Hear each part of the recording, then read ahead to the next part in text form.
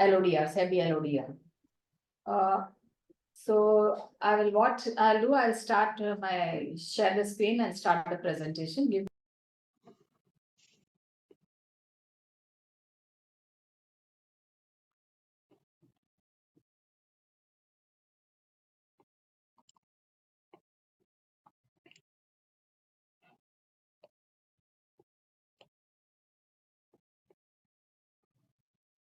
It is visible? Yes, it is visible. Okay. So, friends, so the topic is, so it comes when if the corporate debtor or CD, we normally says in our IBC, is listed entity. If it is goes under CIP, then we must follow IBC and as well as SEBI LODR. As you know, we have to comply all the laws. Now, again, SEBI LODR is applicable to debt listed and equity listed. There are different compliances. So accordingly, we have to check that the company is equity listed or debt listed. Accordingly, the same has to be complied with. Now, if you say listed company, there are a lot of things which goes to the board and the committees, and then it comes to the shareholders and disclosures and to the stock exchange. So actually, I've seen that in some companies, IP has literally hold the board meeting even after insolvency started. There is a confusion also that whether board will continue, whether board meeting can be conducted. Now, if you see that rights of the board is suspended, board is still there. It's not ceased to exist. But the duties of the board still remain. Nowhere it is mentioned that duties doesn't exist. And that's why, but what happens is that the rights goes to whom? People say rights comes to the RP. Even the SEBI and all that are telling that you have to perform the functions. But friends, committee of creditors actually take the powers. If you observe, all important decisions in IBC are taken by committee of creditors. So as IP, in principle, I feel, and I always follow that way, that anything we do as IP and which require board approval or kind of thing, action, we should place before the committee. It is for that consideration that we are putting. That practice we should follow to avoid any misunderstanding, confrontation, and keep transparency and clear understanding and communications. So now, what exactly regulation 17? It says roles and responsibility of board of directors specified under regulation 17 fulfilled by the IRP or RP in accordance with section 17 and 23 of Insolvency Code. What section 17 says? Management of affairs of corporate debtor by IRP. So this is our duty, managing the affairs of corporate debtor. So all the operations has to be managed by IRP or RP. Powers of board of directors or the partners of corporate debtor, that is LLP, shall stand suspended and will be exercised by IRP. Now, that means what we do in board of directors, board entirely take a decision and one of the director or chairman, whatever it is, they allow to sign, submit, and to act for and on behalf of board of directors. So actually, I look at there that IRP or RP form that kind of, because you are the chairperson or chairman of that CUC. So you perform that function. And it is also the duty that you comply. But always that's why it should be placed before the COC, because it is, let's understand the concept. IP is a kind of trustee of all the stakeholders who will ensure that all the assets are protected, all the compliance is done, process carried out as per the law, and everyone get their best possible return of the recovery investment as such. So that's why there should be a trust factor. So whatever powers RP or IRP exercise, it should be kept in mind this concept. If you keep in mind this concept, then where there is law is silent or there is an interpretation issue, you can take better communication. It doesn't say no. It will help rather. And committee of creditors take it positive. And that's why, and otherwise how it is, they have right to understand and know what is the operations and you put everything. But better you say that if I am doing anything under this law, inform. The officers and manager of corporate debtors shall report to the IRP and provide access to such documents and records of corporate debtor as may be required by IRP. The financial institution maintaining accounts of the corporate debtor shall act on instruction of interim resolution professional in relation to such accounts and furnish all information relating to CD available with them to the IRP. That is, banks and other institutions. So that also you have to deal with, that operation and all that every insolvency professional knows. Now you are vested with the management of the corporate debtor. Shall act and execute in the name and on behalf of CD all its receipt and other documents. Here I was telling that you will sign the results and all that compliance document. Take such actions in the manner and subject to such restriction as may be specified by the board. Here, board is the same. Okay, IBB. Take such actions in the manner and subject to such restriction. Have the authority to access electronic records of CD from information utility. So you can ask the information.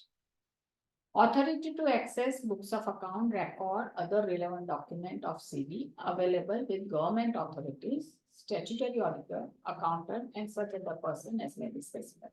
This is crucial for us because see, we want to comply, but there will not be records. We don't know the access of the records. You write to management, they don't provide. So at that juncture, this clause, authority to access the books of account, other of the CD available with government authorities. So you can write to the income tax department. MCA records are quite available. Statutory auditors. Friends, you have to connect to statutory auditor. Always, initially only. Because always statutory auditor knows the trend of that company. They are always more than 1 or 2 years associated with the CD. And they know the thing. And being another professional colleague, governed by another professional institution, they will support you. You have that kind of somebody who can, with whom you can take that, give some credit. And always generally professionals understand professional and they help you. To the extent it is possible for them.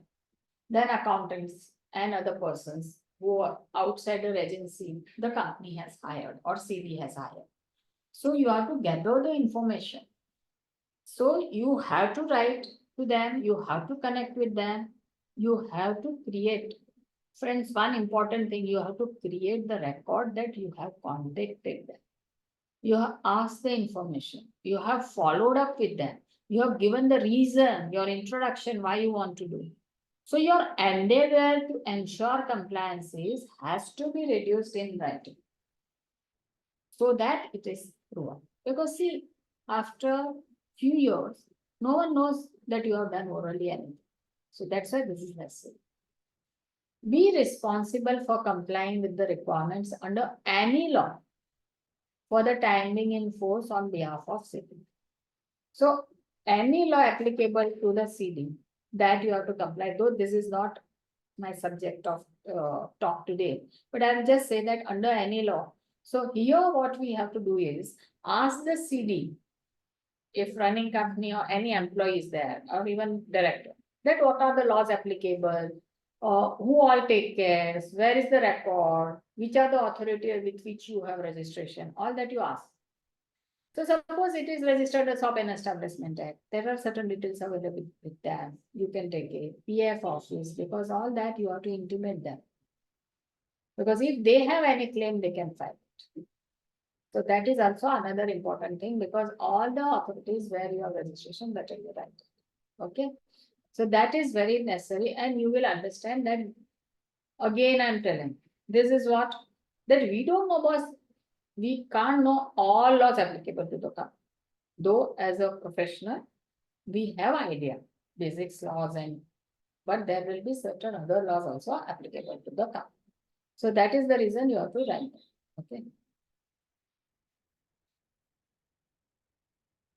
Now, as regards resolution, same way. Now, resolution professional will conduct entire CRP process and manage the operations during CRP process. Obviously, like IRP. And will exercise powers and performs duty as IRP. And in case of appointment of RP, the IRP shall provide all information documents pertaining to CD in his position. Obviously, there is a smooth handover, which is we have bound to do that.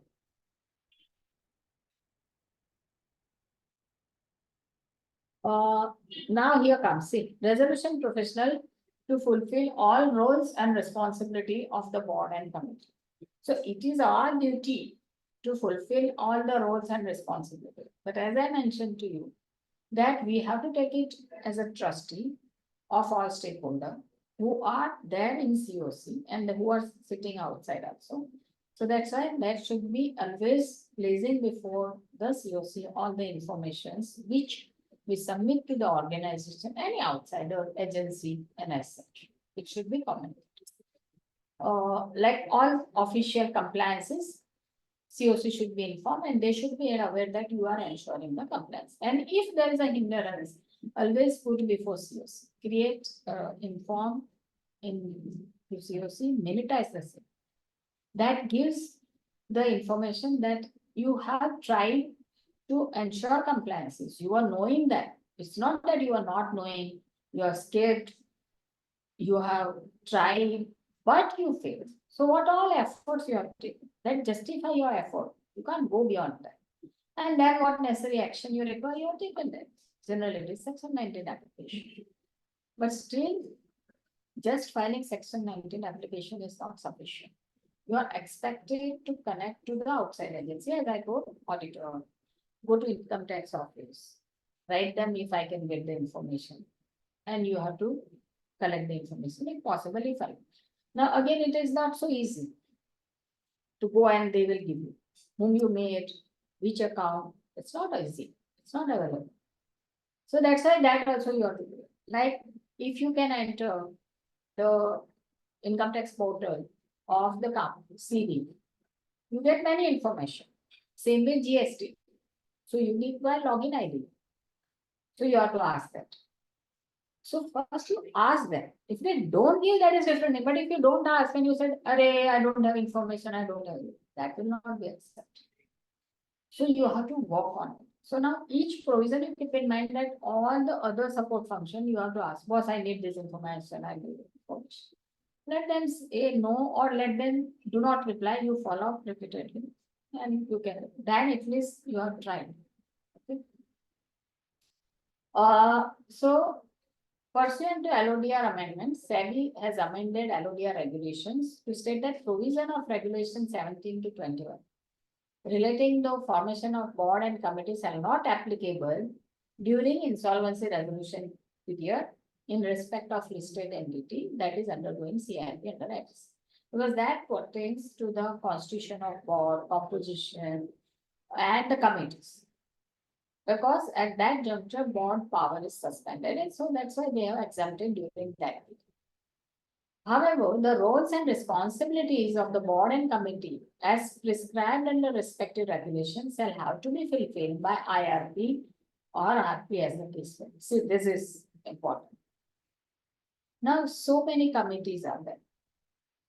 Like remuneration committee, sector specific is there, then investment committee, kind of many are there. Then grievance committee, then audit committee, CSR committee, all that. Now, how to handle and function all that? So what you can do is, you can say that there will be committee who will help you to do that functions.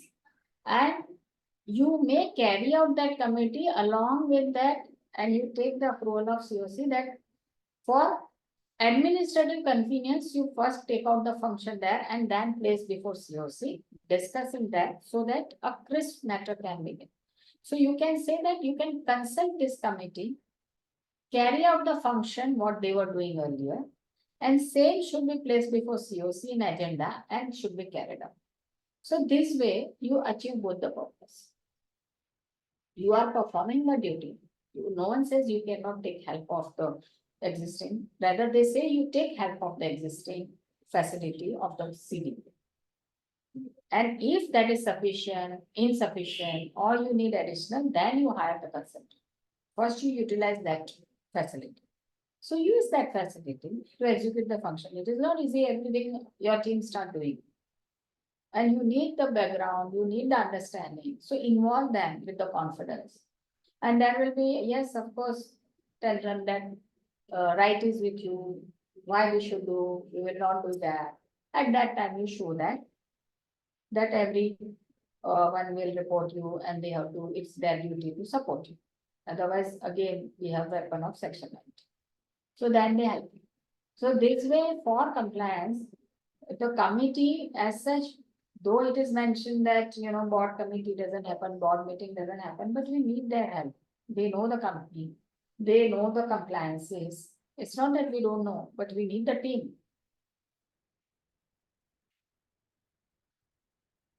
So if CSR projects are well, if they are approved, they know the development. You can connect with the CSR committee, get the information, have an informal meeting with them. And the same can be carried out. And that report, that DD, their impact assessment, if any applicable, all that can be carried out with the information of COC and placed before that. So you can also discuss with the COC that you intend to do this way to ensure the compliances and utilize the existing resources of the organization. That will help you, and monetize them. That will help. Okay.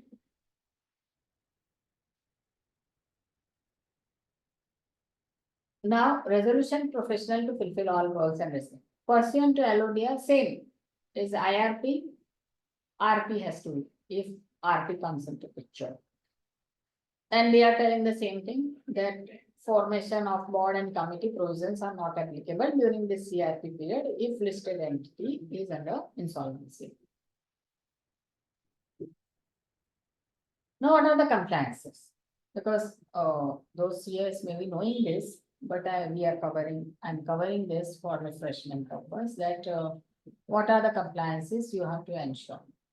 And that we have to ensure it goes like corporate governance report, CG report. So you require to appoint auditor. See, then this way is there, you know that you require the certification, so the appointment of professional, so the approval of cost in advance from the COC. So that is necessary. So when that CG report get prepared, signed, audited and all that, placed before the board, COC, and then it should be filed as such. Shareholding pattern, sorry. CG report within 21 days from the end of quarter. Then shareholding pattern, again within 21 days from the end of quarter. It get uploaded at on the portal of stock exchange. You have to check which both stock exchange, generally companies are listed on both stock exchange, but main exchange will be different. Then financial result along with limited review report or auditor's report depending for within 45 days of end of the quarter. Statement of grievance and redressal mechanism within 21 days again from the end of quarter. Statement of deviation or variation in case of deviation from proceeds of IPO from prospectus. reconciliation of share capital audit within 30 days of end of quarter. So these are all that quarterly compliances we have to ensure. So we have to plan in advance, ensure that there is a team to work. And if there is no team, because the things will happen, people will resign as soon as insolvency start or the application get filed. So you have to have proper resources if the fund is available, or talk to COC and say that we need the consultant to carry out these functions. Or if you want, you can, if you can hire, you can employee also, whatever it is. So, there will be CS, you have to require that you continue and ensure that this is carried out. Because see, when the listing is there, listed company is there and it is operating, the all other functions will keep on going. Okay. Half yearly compliance, that is closure of related party transaction. What happens that generally we will not enter that kind of in IBC. We as the IP will deviate from the entering any related party transaction. But what happens that there are certain premises you are going to use, which is beneficial for the organization, then proper disclosure to COC, to and also to the stock exchanges accordingly.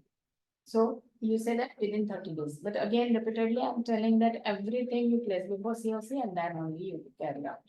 Whether if you take any report or compliances need certification, you require to appoint consultant, ask minimum 3 quotes, the remuneration, get approved, and the scope of work, and then the actual execution ensure, and then whatever report that you place, and then you submit.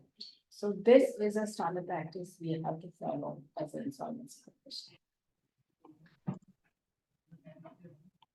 Let's come to annual compliances. Now, as a share transfer agent within 30 days from end of the financial year, then business responsibility and sustainability. Of course, it is applicable to top 1,000 listed entities. No, not such company coming. I think someone might is on.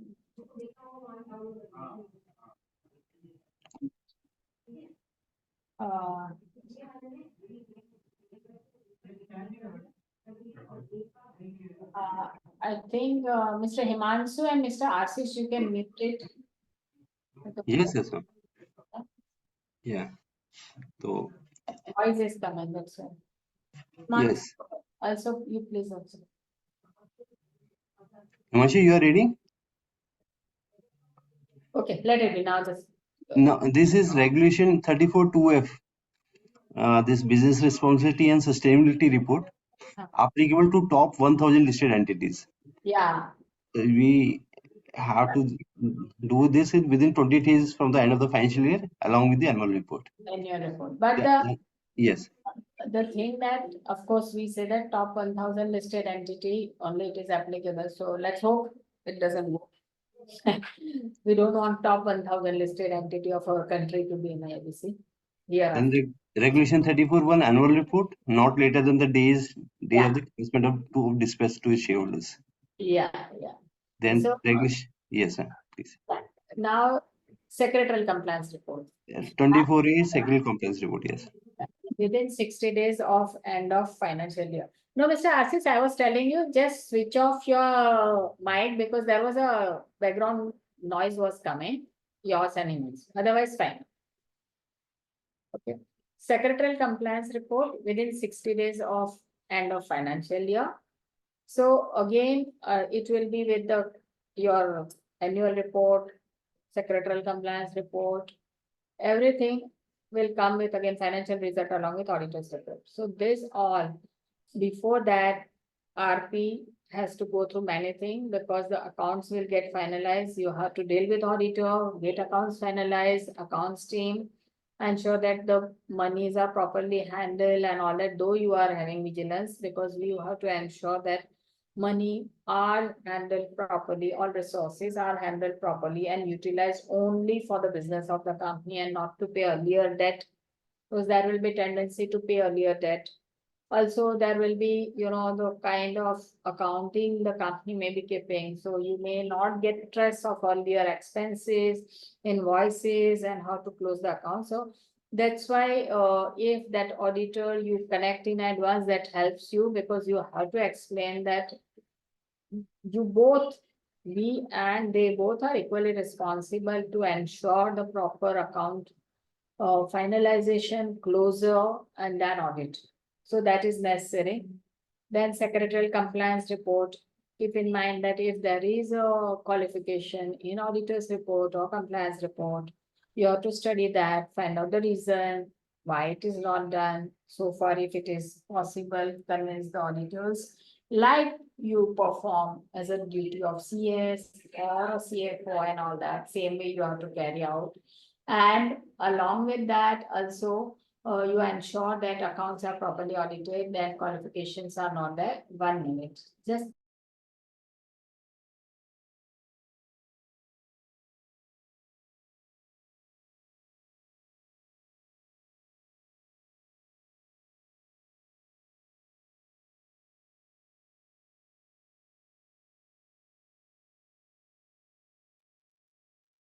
so we have to ensure that, and if there is any qualification, you have to go to the root of that. See that if it happened during your period or beforehand, find out the reason why it happened, and we have to give explanation. Discuss, because all this should be placed before COC. Explain that what happened, what is the accounts, what is the qualification or comment, if any, because again, auditors will discuss with you a lot, because they have to put a specific note that company is under insolvency, what is the status quo. If the facts, you have to give it to them, what is the current status quo when the auditor is signing? What was the status quo when the accounts as on 31st March?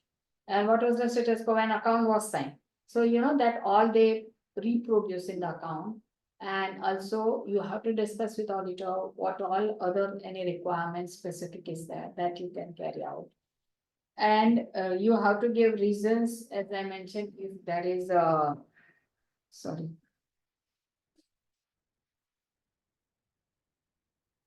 If any reason why it is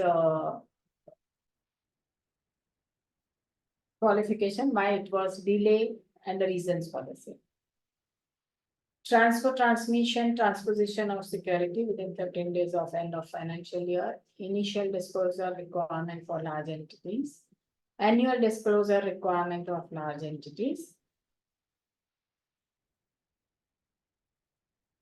Now it is events wise, information wise, we have to give the details. Now, as I was discussing, in short, we can say that all the compliances of listed company has to be carried out by IP, IRP, whatever may be. Also, very important, payment of listing fees. So you need approval of secretarial, COC. And there will be always pending listing fee also. So that will be demand. Many times you will face the situation that say transfer agent or registrar, they don't give you report or bank pose or anything position. They say pay us our amount, they have not paid us since 1 year. Then only we do, now so we'll not get money because it is under insolvency. So again, you have to deal with them in advance. So please, as soon as you enter this kind of listed company, you have to connect immediately to these all service providers, check their payment, and you have to explain. If you have fund, have a talk, because see, you can pay current fund, but you can surely tell them, file the claim. We cannot pay your dues beforehand without that, but many times they don't understand, they try, and we have to again give a threat of section 19. And all that we have to work, and then only we can go ahead. So all the service providers share transfer, because I'm telling you this, that because I have handled listed companies, and honestly speaking, there was nothing, and I have to do compliance, which is a Hercules task. And so in that case, you have to show, as I told, that you have tried your best, contact the CA. And literally the professionals get scared to talk to you with you also. That I've been a problem many times, it doesn't make, and literally I have just drop into their address and said that boss, I need to meet you. And they have to meet you because they also try to avoid you so far possible. They don't want to be in problem. This company is there. It's not that they doesn't want to support you, but basically they don't want to be in a problem, but we have no choice. So we have to, the tax consultant, PFESI consultant, then statutory auditor, then these people, we have to connect and get the history of the company, the compliance status, penalty, demand, the respective officer or the who is handling the account in that government office of the company, because that is very crucial. You have to meet them if required. So this all information these auditors and consultant know, or practicing CS who is certifying. So they know the information, what is the status quo, what is the records and all that, because many times the records are with the CS only. So we have to ask that, check the minutes, what it is. Again, we have to mention, ensure properly maintained. So all that is also very crucial.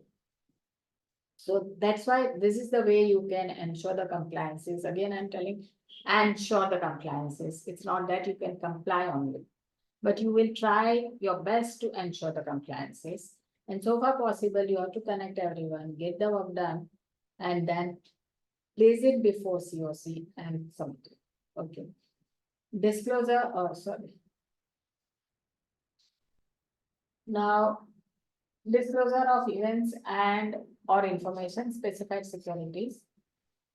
Then part B is schedule 3, disclosure of information having bearing on performance operation of listed entity and price sensitive information, non-convertible securities.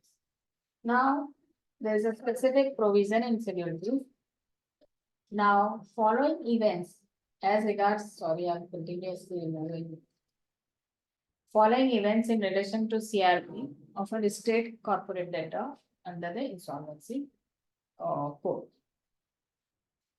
Or the moment application is filed for initiation of CRP against the listed entity, please intimate along with the amount of default. Filing of application by FC for initiation against CD, also specifying amount of default. So if the company itself filed, then also specify. If creditor filed, then also you have to specify.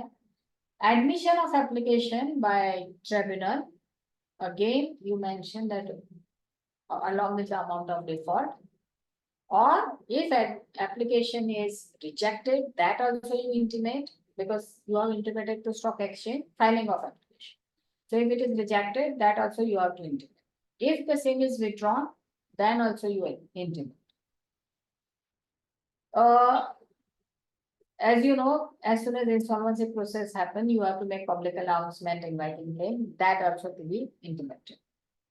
Then list of creditors has to be displayed by the CD of IBBI. The same is required to display on the website also.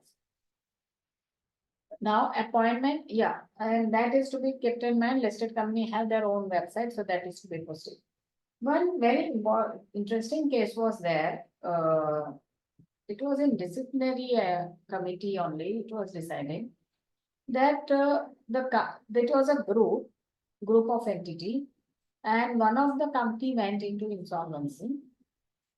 As you know, whatever list and all that announcement, we have to post on the website of the CD. So we have to check whether you have website. So IP checked with that company whether you have that website. They said we had, but it is not operative. We don't have any operative website. We have group website. Now group website has many companies. So RP thought, see, again, there is no clarity. So he said, this is not the company website. So I am not bound to give. So it was mentioned that no, even it is, since entire group is using, this is also part of the group, they don't have separate website, you have to post it on that website because it is part and parcel of it. So please friends, keep in mind, if the company doesn't have, but the group company has common website, then whatever compliance we have to post under IBC code on the company website, we have to do on a group website. This is a decided case. Okay, and yeah, public announcement, then list of creditors.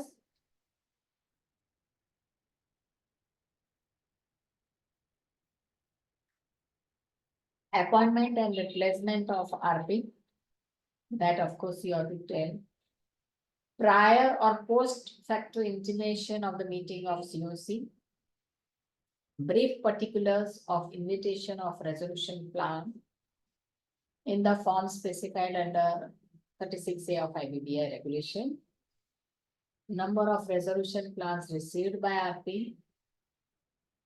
Filing resolution plan with tribunal. Approval of resolution plan by tribunal or rejection or anything development. Specific features, when you say plan, again, we have to give details.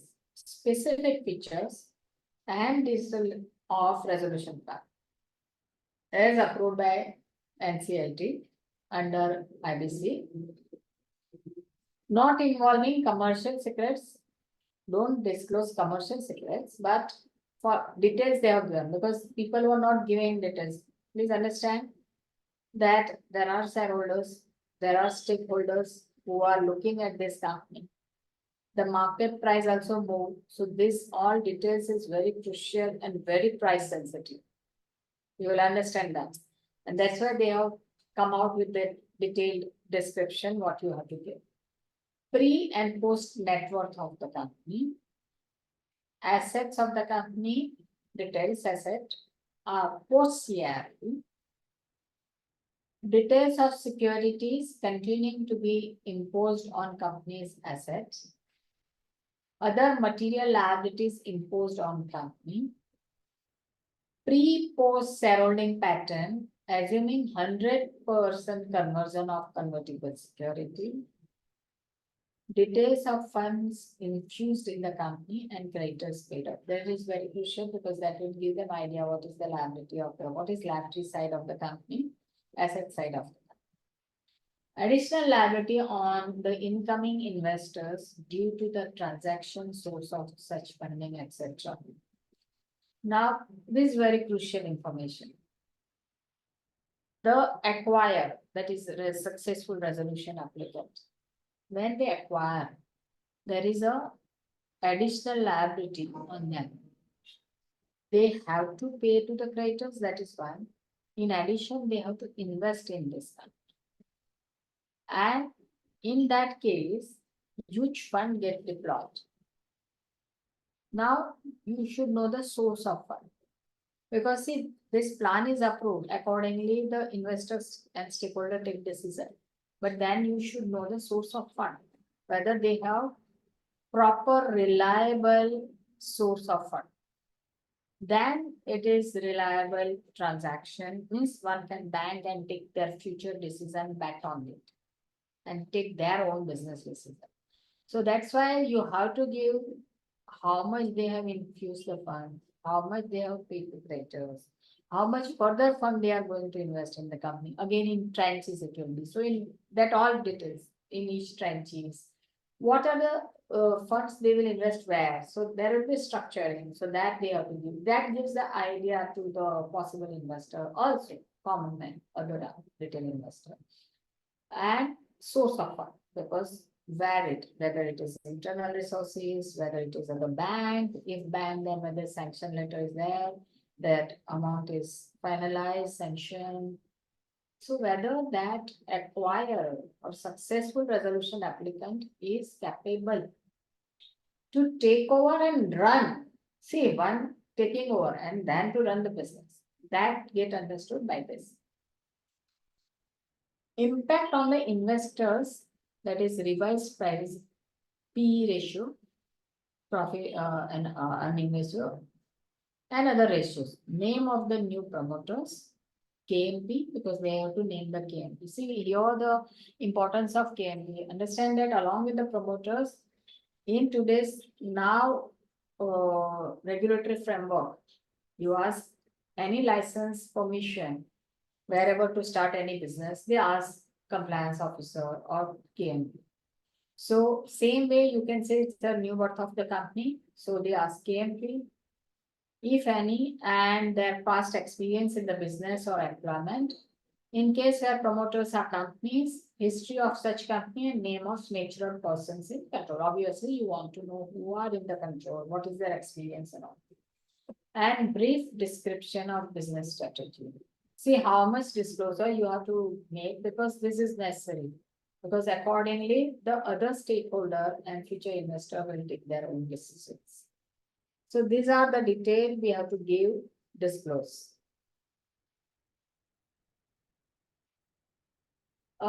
Disclosure of events or information to stock exchange, security listed.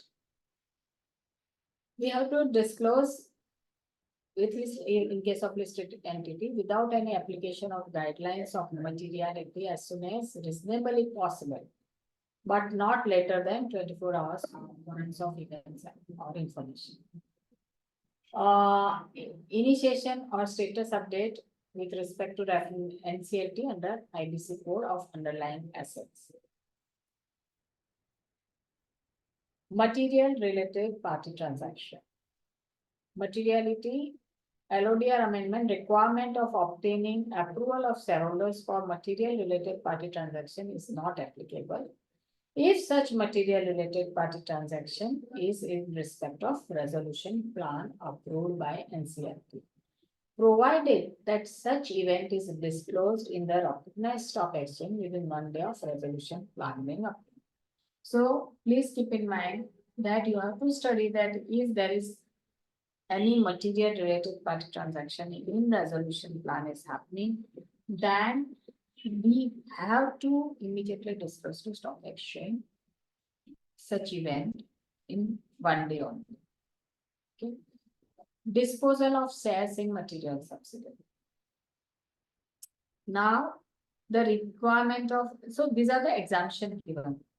When your resolution plan get approved, you require certain shareholder, it contains many things which may otherwise require shareholder approval.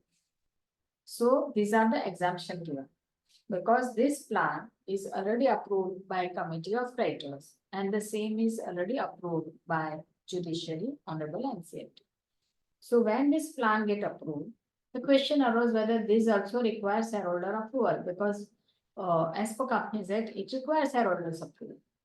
So, but that is not required and there is a specific exemption given. And the same way, the same is mentioned accordingly, LODR is amended. And so if the plan is approved and in plan, there is a material related party transaction, which otherwise require shareholder approval, but since it is approved by COC and NCLT, it does not require approval of shareholders, but please intimate the same within 1 day of resolution plan being approved. If you are disposing shares in material subsidiary, means offloading, then also you require shareholders special resolution, otherwise in the Companies Act and LODR.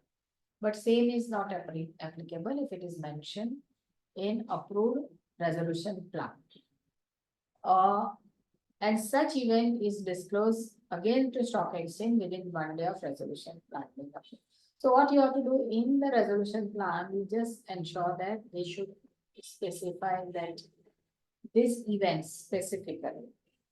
So or you underline that whether there is material related party transaction, whether there is a disposal of shares and the material, all that.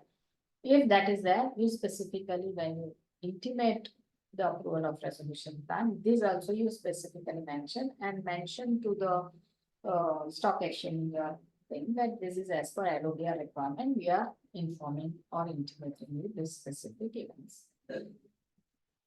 Now, disposal of shares in a material subsidiary resulting in a shareholding reduction to less than 50%. So the said subsidiary do not remain subsidiary thereafter. Or ceasing to exercise control over the subsidiary. As you know, the subsidiary becomes subsidiary due to exercise of control. and sell, disposal or leasing of assets amounting to more than 20% of the assets of the material subsidiary on an aggregate basis during financial year. So, if you are selling, disposing or leasing the assets amounting to more than 20% of the assets of material subsidiary. So if you have one material subsidiary or group of material subsidiary, the aggregate of their assets and the 20% of it. So if you are as a after resolution plan approved as per the plan, the selling, disposing or leasing, the assets worth 20% of the aggregate value of assets of our material subsidiary, then again, you don't require approval, but again, intimate the stock exchange in a day specific, if you are mentioned in the resolution. Now, reclassification of promoters. As you know that the promoters are classified and it is also intimated to stock exchange. And if any change, then you have to reclassify. You can't just change that way. You have to give reasons, give shareholding and prove, and then you get reclassified by stock exchange and they change their disclosure on the website that who are the promoters. So what will happen when the resolution plan comes, investor will come, so the promoter is changed. So when new promoter replaces previous promoter, reclassification requires approval of shareholders. The LODR amendment provides that said requirement would not apply if reclassification of existing promoter is as per resolution plan approved by Honorable NCLT. Certain other relaxation is also provided for reclassification of existing promoters. So this I am not covering, but the thing that you do not require approval of shareholders, which otherwise it requires. So that is not required since the plan is already approved by COC and Honorable NCLT. Now, relaxation from the norms of forced restructure. Now the LODR amendment has now provided clarity on the issue. Scheme of arrangement that are pursuant to a resolution that has been approved by Honorable NCLT that have been disclosed to the stock exchanges. 1 day of resolution plan approved. Everything what we are listing here, we have to get it approved, inform stock exchange 1 day immediately after the approval. So then you are exempted to take approval of shareholders and other requirements. Have been exempted from application of procedure or requirement of regulation 37 and 94 of LODR. So this will avoid duplication. So it has a long process. It do not require any approval thereafter. So what happens that these are proven that in resolution plan, the applicant provides that suppose there is a two business, factory is there, distribution is also there. So manufacturing operation is there and distribution is there. They may say in a plan that factory will be continue here, but the distribution part, I'm demerging that business and merging it to my other existing company, or I'm demerging and making it separate company, or get it listed, or it will be unlisted. So write that properly. Give the reason how it will require investment, how you will do that. If it is properly like a scheme attached, then it is approved by NCLT and it do not require any further process. You have to explain in detail the same thing to the stock exchange by way of disclosure. It does not require surrender. It's a very good thing, kind of a restructuring. Earlier there was a confusion because in plan, because you understand that merger demerger also takes a lot of time. Again, you have to follow that process. Rather than the resolution applicant who knows the business very well, who understand where the pain is there, where the problem is more, and they want to separate the a profit-making area or easily manageable part of business separate with the complicated and problem-centered business activity. They do separate it by demerger, or they may merge certain things and carry out. So it depends. So that is allowed and it does not require any specific proposal procedure. And as you know, it is NCLT itself is allowing, which is a part and parcel, is only the adjudicating authority for merger, amalgamation, restructuring. So people are now, applicants are working very well, detailed in advance, take their time. And in plan, they provide for the, this kind of merger demerge. And then over the period, if approved, they give details of entire process, how it will be, and it is get approved as a part. Now, section 14 of IBC and section 28A of the SEBI. Once the CRP of SEBI is initiated, the moratorium comes into effect, as everyone knows. When the moratorium comes into effect, neither legal proceeding can continue. So, or instituted means CD, nor any judgment or decree or order can be executed, as you know that. But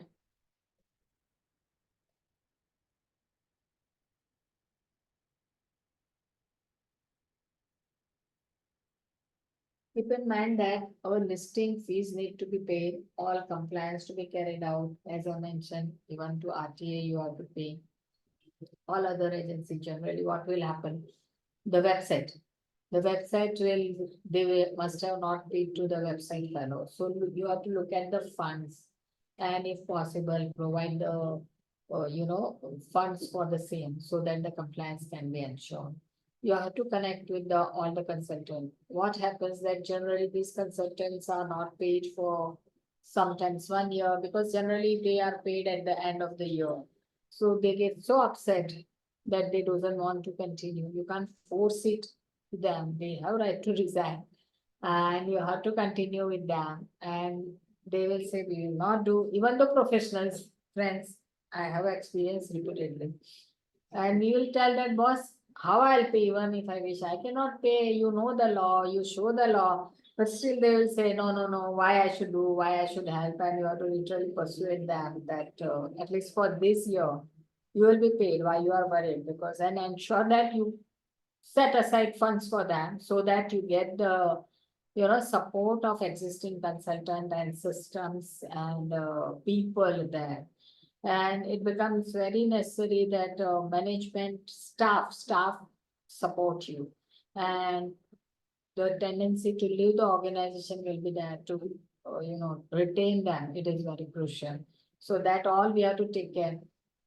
And what happens that important thing is that media, again, as a IRP, please don't give any media comments or any public comments and all that. It has a big impact. You have to ensure that no price sensitive information is given or by you or any of your staff members outside, because it's very crucial. The IP or its staff will come into picture. We are responsible as such. So that to be taken care. So when a listed entity comes, which is a running entity and whose shares are traded, trading is on, you have to be very careful as regards the confidentiality, price sensitive information. It's happening because anything, always the blame comes on someone's a professional. So the utmost care should be taken for the confidentiality. We have to ensure the compliances, keep the checklist as I given the quarterly and all that. See, these are the all compliances. But friends, you very well know that to ensure this compliance, you have to act backward and you have to walk few months ahead so that you ensure compliances. Because see, this is not normal company. As we know, IP always face some issues every day. So you have to plan that contingency and plan in advance your course of action. And act of persuasion should be on to involve everyone, persuade them for the compliance.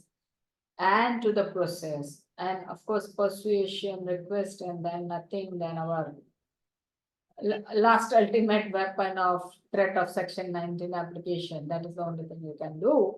But that you have to do. And again, I'm telling friends, you have to create a written records of all these things. I tell my staff, we don't have mouth. We have ear, eye, and hand. So please write, don't talk. That is the best thing you can tell your team, your support system, because that will show that what are the efforts you have done. You know the events, you know the circumstances, you know the law, you try to comply, but you are not able to comply because of 1, 2, 3, 4 reasons, which you have written and tried. So that is very crucial as an insolvency professional, or I'll say any professional. This is very important thing in our execution. So this I am sorry. Now I am coming to the situation where SEBI itself wanted to recover the money. So whether that is possible or not. As you know, everywhere, the moment it is CRP start, the this kind of revenue authority or regulators, they also become active if they come to know. And if they have dues, they start demanding. So it was honestly same way in income tax, same comes with the other laws. So if there is non-compliances or otherwise also, if income tax, it is not relevant, but still I cover. So initial stage, we were giving lectures to income tax authorities in 2018, 17, 18, along with IBC.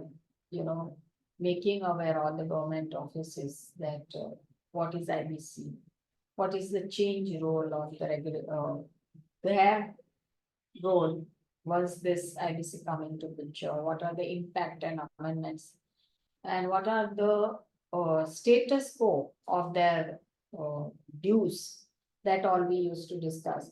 So in Pune, I was with entire income tax office and we were discussing, and I was telling that, see, you can, uh, assess the company and arrive the income tax liability.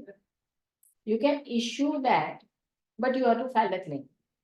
To that, my surprise, income tax officer came that according to us, even the assessment process should be stopped because there is a moratorium.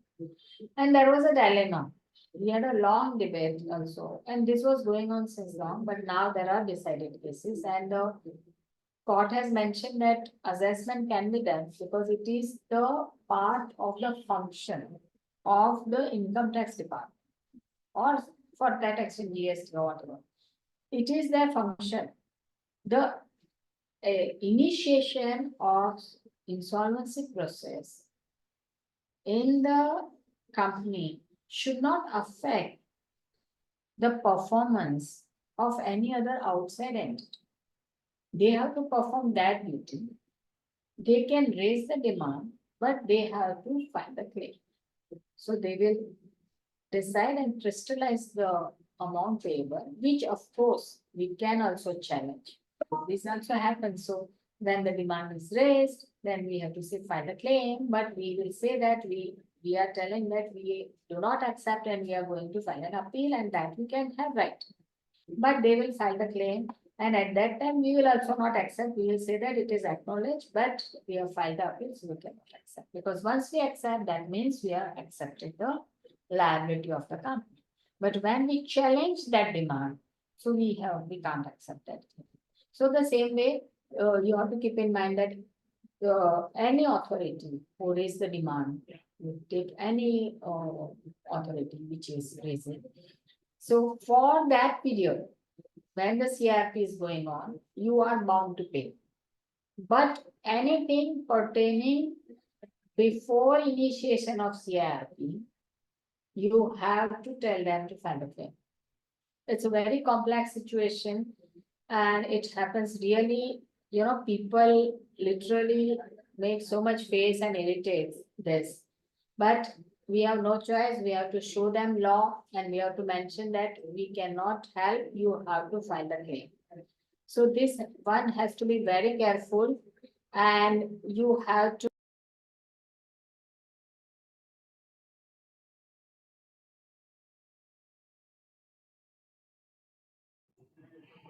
You're on mute.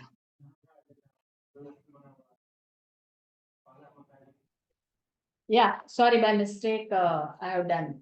Okay. So, so basically any authority, tax, take it shop establishment, take it GST, take it other authority, I will say that. Where they ask the money for the earlier period, please say that you have to file the claim. You have to differentiate the period and then say from CRP onwards, yes, I am bound to pay, it is CRP cost, will pay that. Okay, this has to be there and you have to say that from this to this claim need to be filed. Okay. So, sorry,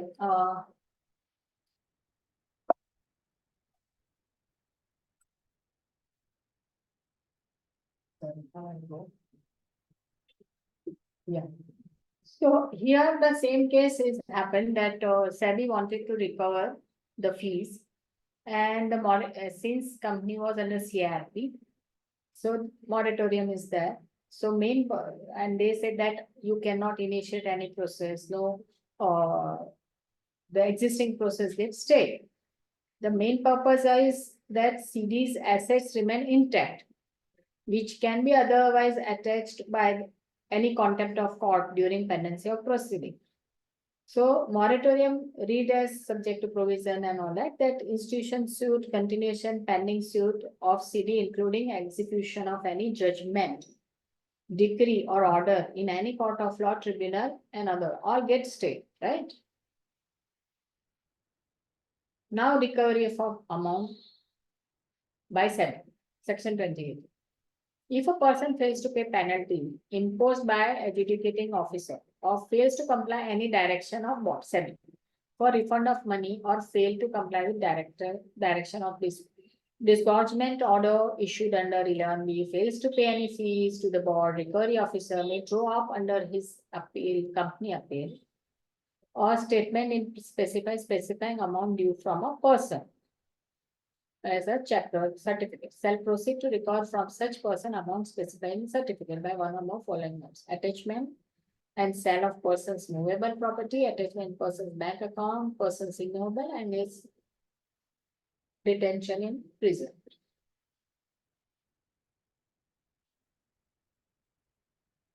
Now, there is an apparent conflict between non-obstance clause, that is 28 subsection 3 of SEBI and section 238 of IBC. If there is inconsistency in two legislation, each special in character. Special in means it's a specific situation, not general. The one enacted letter in the time shall take precedence over previous one. See, there are two things in interpretation. IBC overrides all law if there is a conflict, right? That is clear. But the law is there in IBC in particular situation, there is a specific provision. In another law also there is particular situation, another provision. So it's a specifically legislated that provision. Both are conflicting. So it's not general principle, it's a specific. Both are inconsistent. In that case, the law, that specific law, which is enacted letter, will prevail over other. And that's why you remember GST was allowed to be prevailed on this interpretation principle. So in one of the case, Maharashtra Tubes Limited versus State Industrial Investment Corporation of Maharashtra Limited. In Maharashtra Tubes, Supreme Court dealt with State Financial Corporation of SICA and SICA both special statute, dealing with different situation. Despite this, court held that non-obstacle clause under the later enacted statutes will prevail over the previous one. NCLAT in the case of Soba Limited, Pan Card Club Limited versus Pan Card Club Limited had passed an order stating that CRP cannot be put to the halt after SEBI has passed an order. The same cannot be held as a ground to reject an application for initiation of CRP under concerned section of IBC. So SEBI has passed the order and they wanted to attach and all that. So they said that is not the hurdle. CRP process can be initiated. What is the section intent is that is mentioned in Rajendra K. Bhutta, Supreme Court has mentioned previously affirmed that objective is of section 14 is to maintain status quo, statutory status quo of CD and its asset, and ensure that RP could fulfill its role effectively without any outside intervention. In case of Bhanuram, NCLT stated that legislature intend that IRP carry out day-to-day affairs of CB, and accordingly they drafted and allow him to do the same effectively. And the possession of debtor's property should be with IRP so that he can carry out functions properly. And they mentioned that section 28 could not be imposed by SEBI during moratorium on debtor, that is recovery.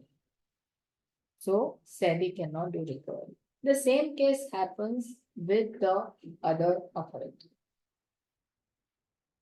In case of Anju Agarwal, NCLAT, again regulatory entities such as SEBI, BSC fit within the as other authority, which I was telling.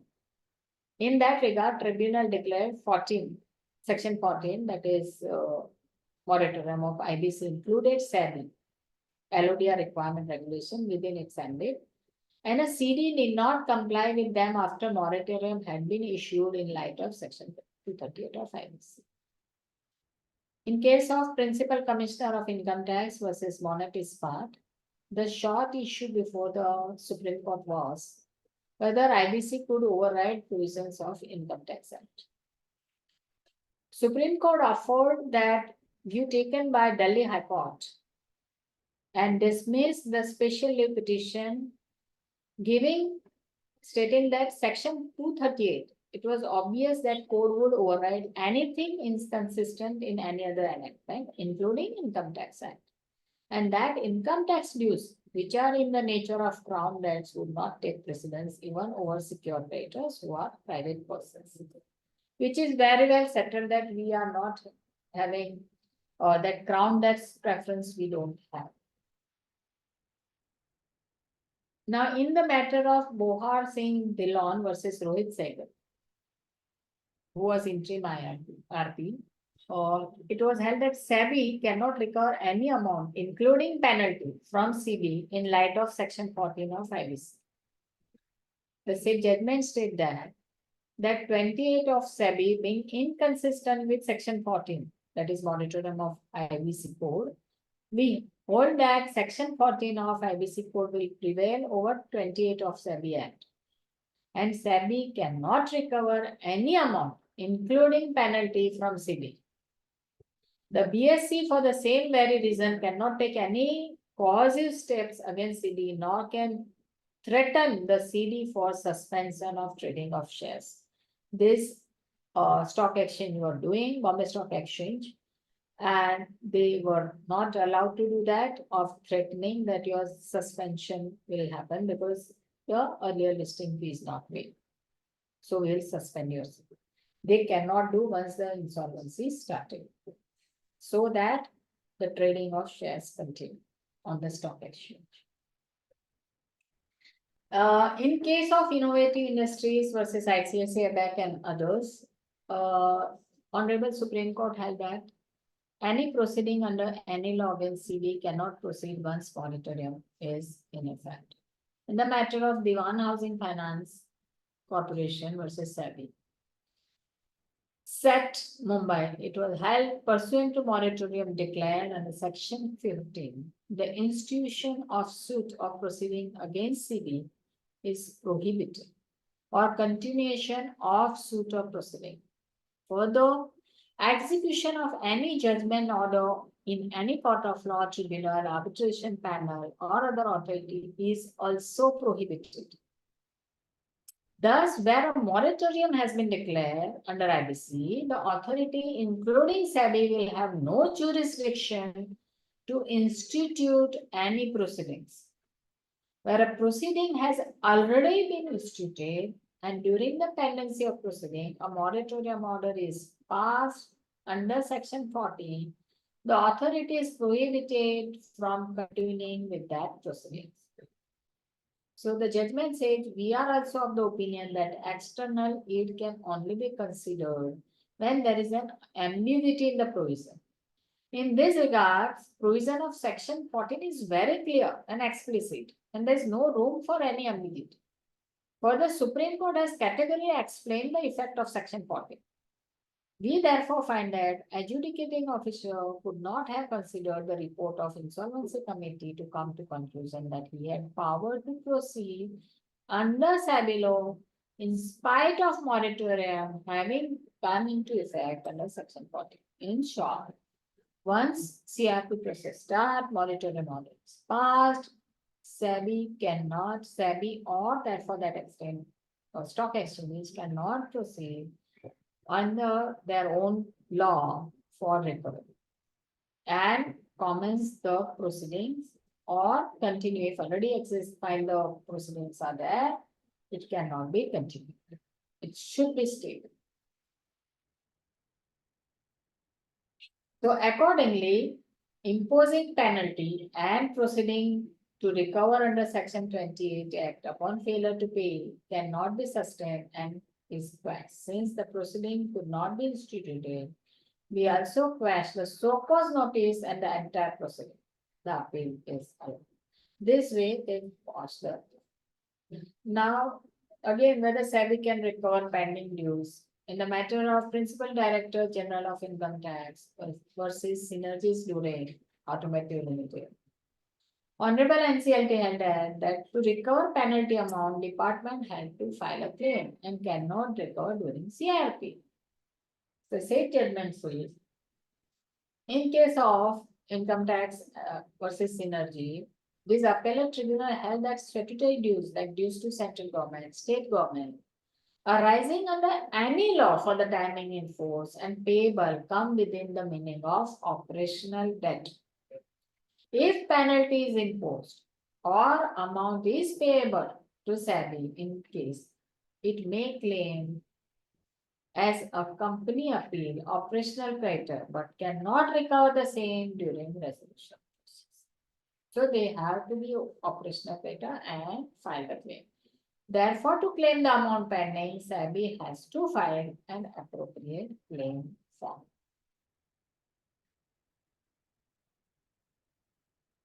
Proceedings under IBC cannot be nullified by order passed by SEBI. In case of SEBI versus Rajesh Suresh Chandra said, Honorable NCLT held that initiating of proceeding under IBC cannot be nullified by any order of SEBI. The said judgment said the relevant portion, it has been clearly held that initiation of proceeding under IBC cannot be nullified by any order passed by SEBI. Thus, the proceeding initiated by SEBI by order under dated this 29 February 16 and the recovery certificate issued thereunder and steps taken by SEBI cannot be the ground to oppose the initiation of proceeding under Section 7 of IBC. So what happened in this case, the SEBI has initiated the recovery process, they issued the recovery certificate and they have passed the relevant order. So it was challenged, the Section 7 application was filed, it was said, since this is already done by, it is there. So why you initiate section, we cannot now admit this company into insolvency because SEBI has already initiated the process and it issued recovery certificate. So they had said that this IBC cannot be nullified since SEBI has already passed on. IBC operate in its independent. Though SEBI has issued the order, issued the recovery certificate thereunder, process has started and almost concluded. But that doesn't mean that, because that is a recovery certificate for the SEBI. But what about other creditors? That is one of the oppression. So IBC cannot be nullified because of that, since that order is passed. So it is mentioned that that will operate separately, IBC process will operate. Okay. Now, takeover regulations have been amended to state that acquisition of shares by an acquirer, because since when the resolution plan is approved, the listed company's shares will be acquired pursuant to resolution plan under section 31 of IBC will be exempted from application of takeover regulation. Now, if it is taken over or it is if it is fresh issue of shares, then also there is a issue. Generally, people say fresh issue. What they do, the process to follow to acquire is again a troublesome. Rather cancel and issue new shares, and that way, though it has implication of stability, but still it has a easier and fast route, and this is a proof of, or I will say that starting of acquisition. So accordingly, in the resolution plan, it is majority time mentioned, many, not I would say majority. It is mentioned that they will issue fresh shares and existing shares will stand cancelled. So accordingly, it is, but if it is mentioned that they will acquire, so takeover card will come into picture because the successful resolution applicant will acquire it. So they said that will be exempted from application under takeover regulation, obviously, because the plan is already approved by COC and Honorable NCLT. Now, henceforth, the resolution plan can provide that resolution applicant proposing to acquire listed company undergoing CIMP can acquire more than 75% of the share capital of the company, thereby reducing the shareholding of public shareholders to below 25%, which is otherwise not allowed. But the same is allowed under insolvency resolution. This is a specific provision. Now, delisting regulation. That is also amended, which state that delisting regulations shall not apply to any delisting of equity shares of listed entity that is made pursuant to resolution plan approved by the Honorable NCLT under IBC. So in plan, what they can provide that I will acquire all the shares or all shares cancel, and this equal number of securities will come into picture, and it will delist because public is not holding single share or public is holding below minimum, whatever it is, situation. So compulsorily it required to be delisted. So delisting regulation will applicable. But if this is provided in plan, the same do not require approval. And that's why it's very crucial, the plan drafting. You know what happens that when actual execution or implementation of plan starts, such a small thing comes into picture. So, and the plan drafting has very limited period available and they have to cover so many things. So actually the plan should be, divided into three portions for drafting that has the actual business, then finance, then compliance, and then shareholding assets. If that way you attack, then you will able to attain each and every aspect in a detail. If any mistake is done, then it's lead to so much difficulty in implementation. So such a detail. Again, what happens that like what the applicant should be clear what and how they want to lead and run this organization. Accordingly, the same should be mentioned in the plan. So that give you ease to implement because once you the plan get approved, then you have to take a position or handover from the monitoring committee. And also then you have to change the management, actual change in the record of MCA. You get it yourself registered as a director, then the directors come into picture and then you issue the shares and all that. And then you come into actual control. So that all should be detailed, that transition from the existing insolvency process or liquidation process to the coming out of the process. though it is defined, but practical implementation and the schedule, it should be so tight so that the in-between period can be reduced to the minimum extent.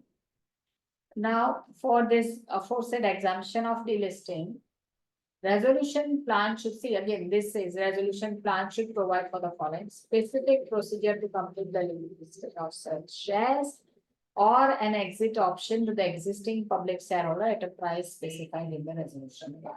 So see, you have to mention that, then you get that exemption. So if you provide specific procedure, that's fine, or you provide an exit on option. So mention entire procedure, the same should be accepted by all, then no stock exchange or SEBI can stop. Or you give exit option, again, the price you should give in the plan. Okay. So that way detailing is required, then only you get all this exemption. So one has to, when as an IP you are there of a listed company, not only to ensure the compliance of that listed company, but in plan, because see, you have to ensure that it cannot, the resolution plan comply with all the provision applicable law, all the provisions of applicable law, it comply with all the provisions. So all this you have to check. If they say that, I will not, the approval of stock exchange is not required, approval of this is not required, and by writing that it will not happen. What are the requirements they have to check? So you have to check that this is not there, so it is required to be mentioned so that you will get that approval as you mentioned in the law. So because you are certifying that the plan is complying with all the provisions of the law. Okay. So friends, this all my presentation. That's all I have. And if any questions,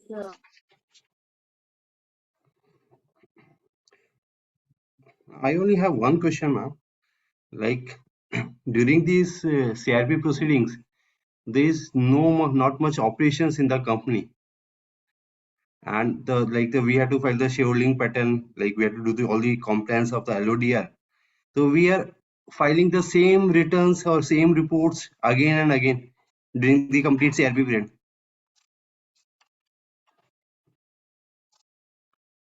You're mute, ma'am.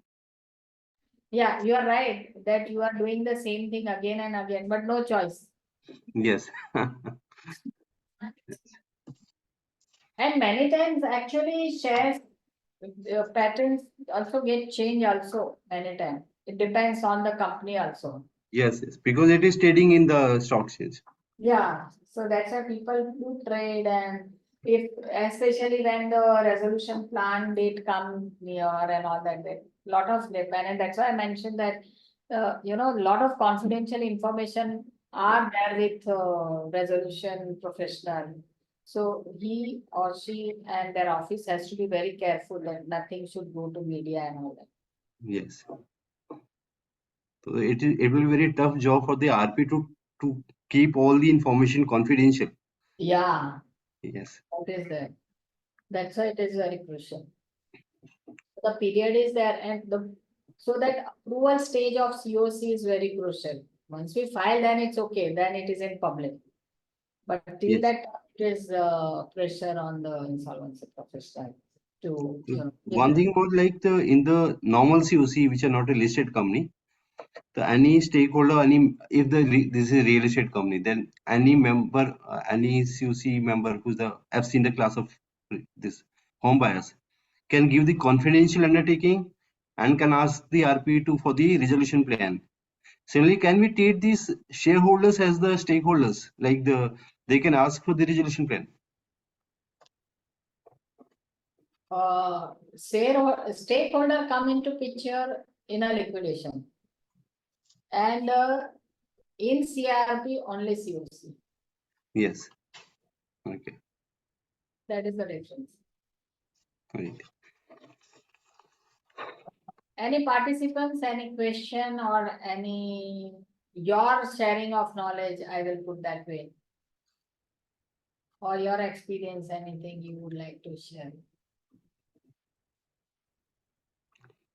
Because honestly, I have dealt with listed company, but and one listed company I sold also with the resolution plan. I received the resolution plan and as such, and it was given, but they were continuously behind me because that application was only filed by Bombay Stock Exchange. And the applicant was telling, no, no, I want the waiver of all the pending liability, all the penalty. You ensure that it is there. I said, boss, I cannot ensure. They are in committee. I am putting, if they do not agree to your plan, we cannot.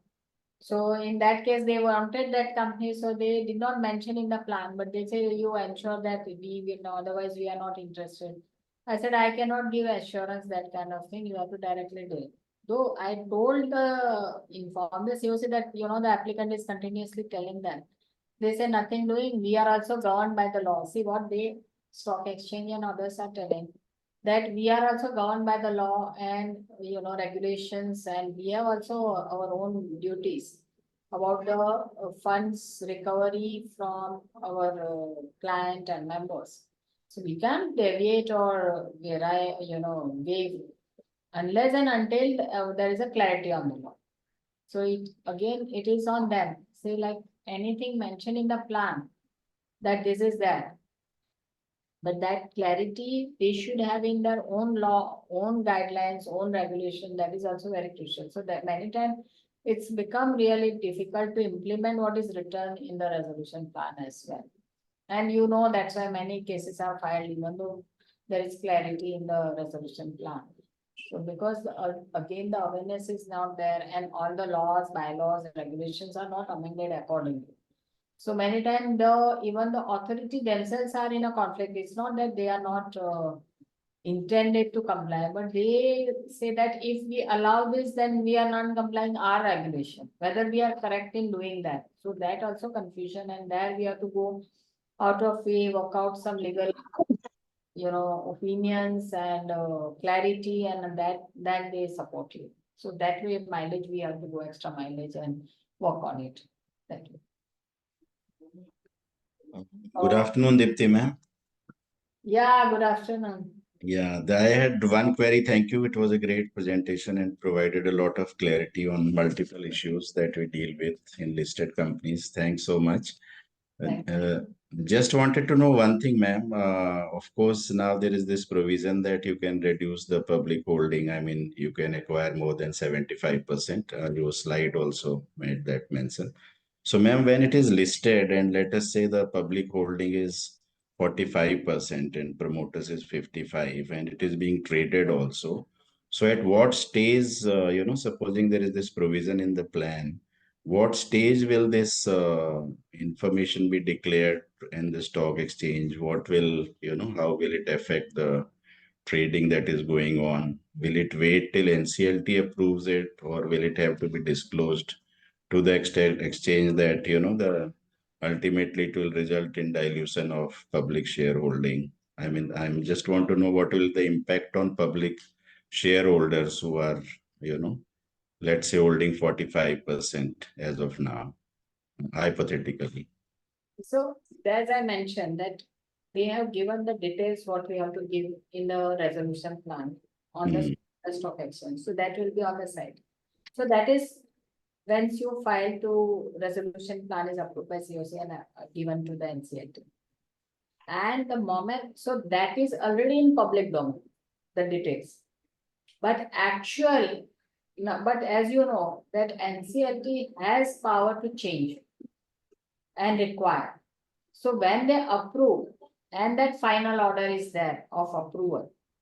Again, that is another big dilemma is there, which I was also suggesting the institute, that when that effective order is placed, that posted certified true copy, but I take it as a certified true copy intimation by your legal consultant. When it is officially out, in a day you have to intimate stock exchange with the detail what is given.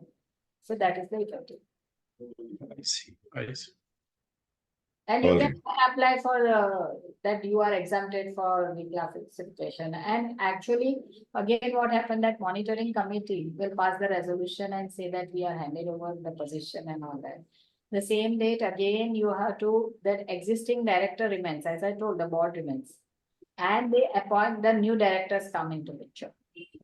Then you have to mention same day, because that plan implementation is very crucial. Plan writing what you say, because same day it should happen. If you say they resign and they don't resign, then what you do?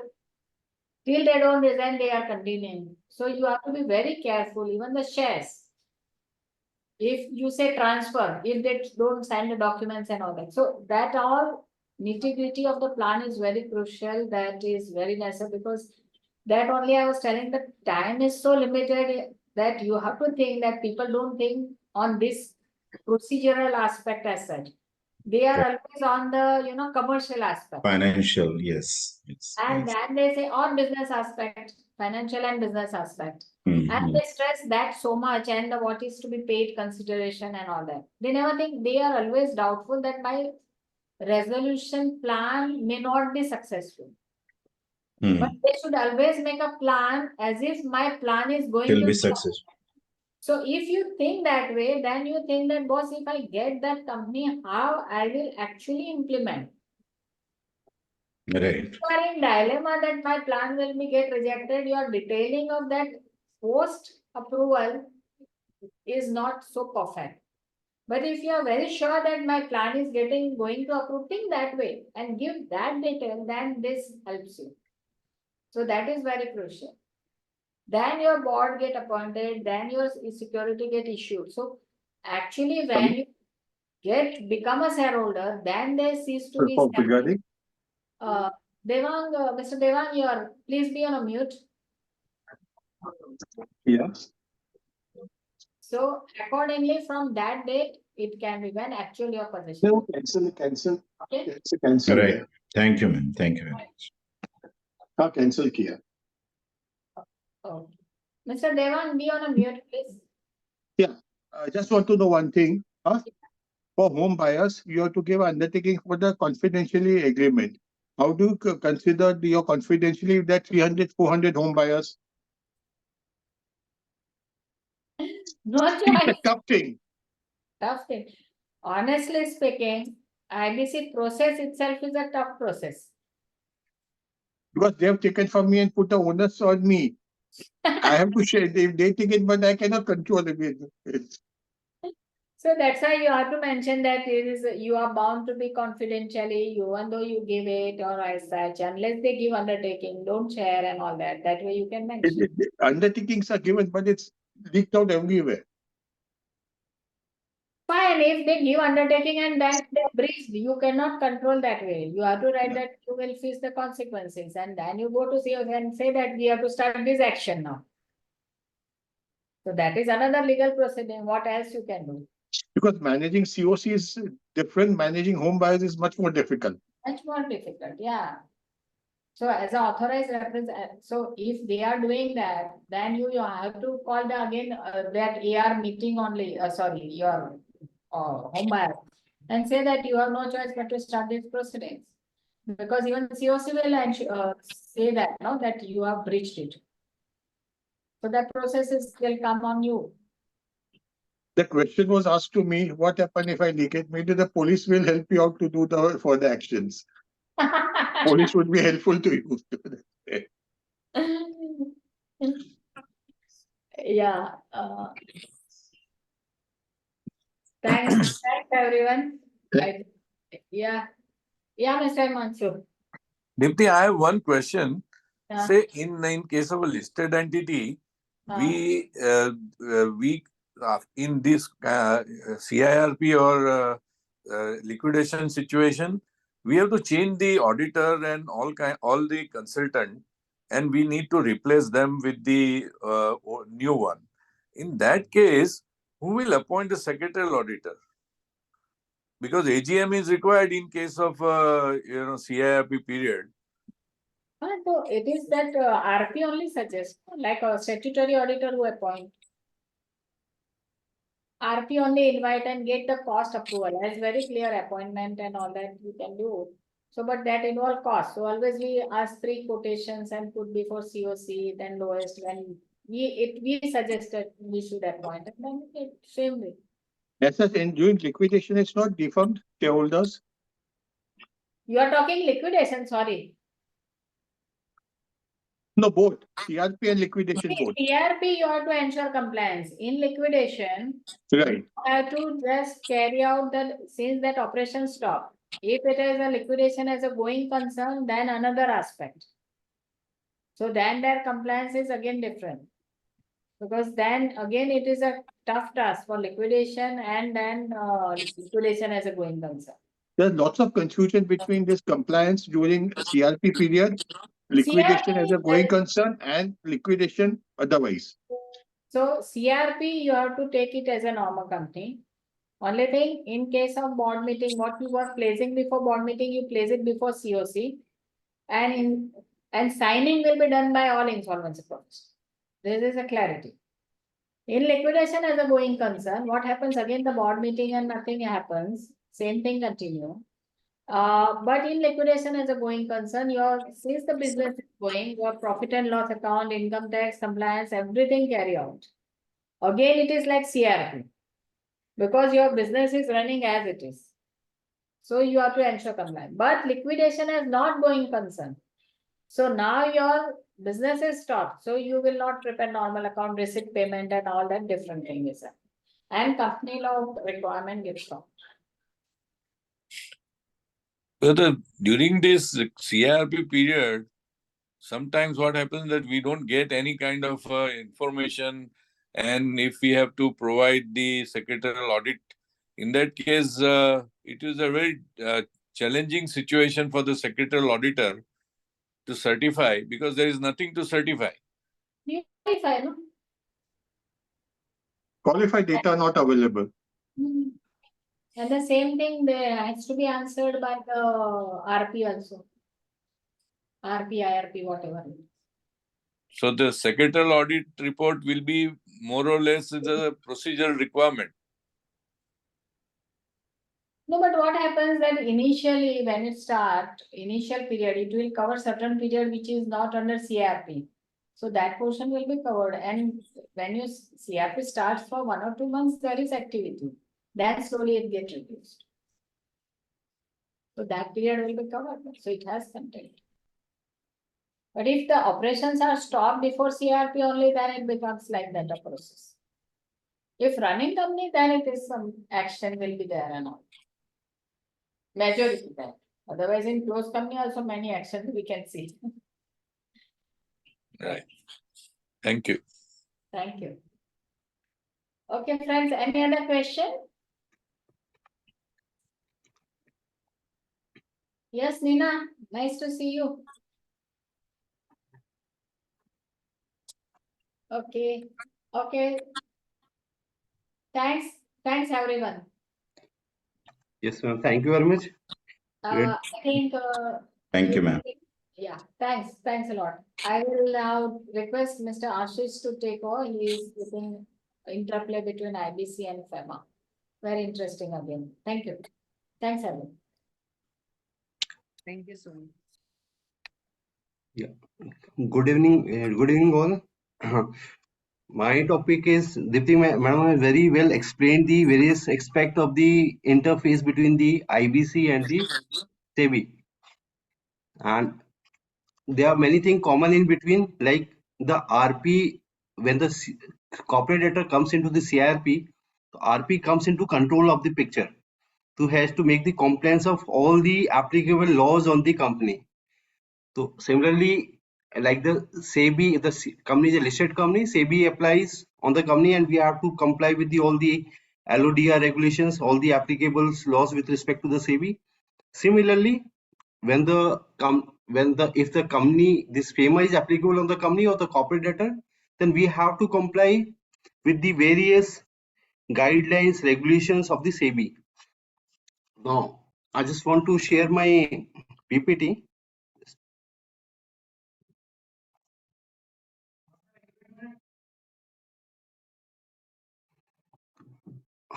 This is the interplay of the FEMA with the IBC.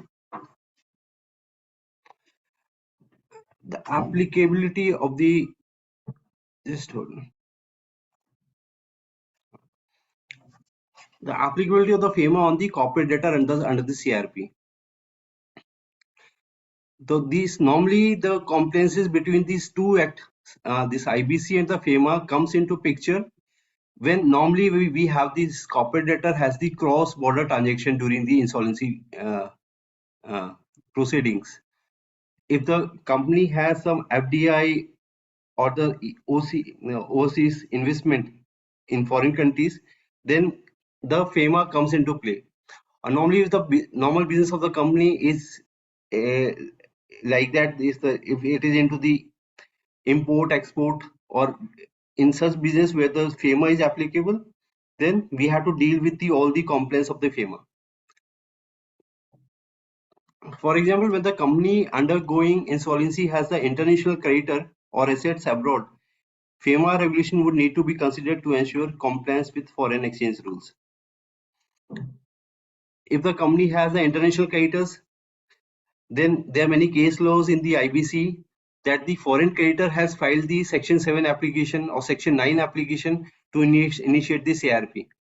So this is very common that if the company has the international creditors, then they will be treated as the financial creditors or the operational creditors as per the provisions provided in the IBC, and they can initiate the IBC proceedings.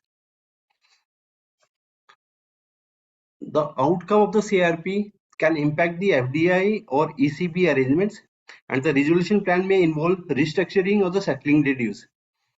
When we got the resolution plan, then it provides for the resolution of all the creditors of the corporate debtor. And while dealing with the creditors, it may restructure these financial creditors which are based at overseas, and when they are settling the dues of the creditors who are based at overseas, then the FEMA will be applicable. And the provision in FEMA, there is a modification in the FEMA guidelines which provides that now the CD can, company which is into CRP also, they can take the ECBs for the implementation of the resolution plan. We will discuss it later.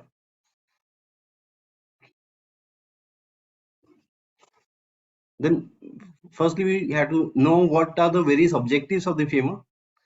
The FEMAs facilitate for the facilitating the external trade and the payment in India, then aims to provide the support and help towards the foreign exchange market development and maintenance in India, and sets the procedures, rules, regulation and compliance with respect to all foreign exchange transaction in India. So all the transaction which has the bearings on the foreign exchanges, whether we are purchasing the foreign exchanges or we are transacting with the resident outside India. So all these transactions which has the bearing on the foreign exchanges, the FEMA will be applicable there. So this can be the capital account transaction, this can be the current account transaction. The capital account transactions are where your foreign assets and liabilities you are adding to your balance sheet, and when this foreign assets and foreign liabilities you're adding or you're deleting, then you have to comply with the provisions of the FEMA. And there may be some current account transaction which includes that you want to travel abroad, you want to make the foreign trips and so on. So these kind of normal businesses for which you need the foreign exchanges to spend, then there also the FEMA will be applicable. We are not going in detail what is a capital account transaction, what is current account transaction, but these are the whenever this capital account transaction or the capital account transaction we are dealing with, then we have to comply with the rules, regulations and the guidelines of the FEMA.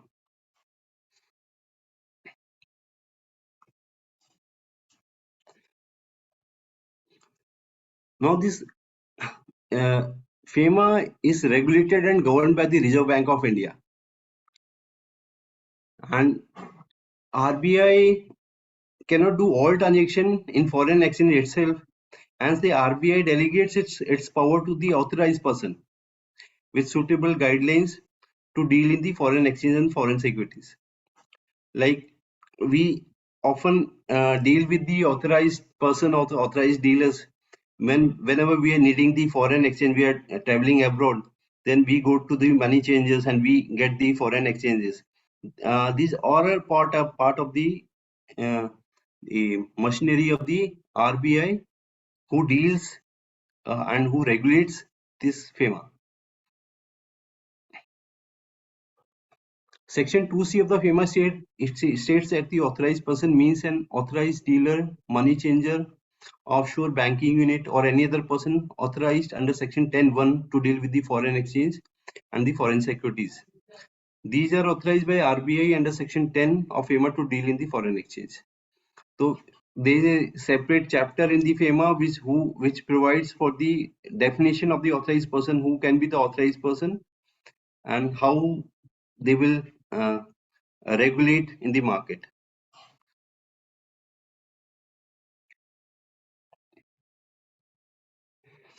Now, how we normally in the IBC, most of our friends must have dealt with the voluntary liquidation.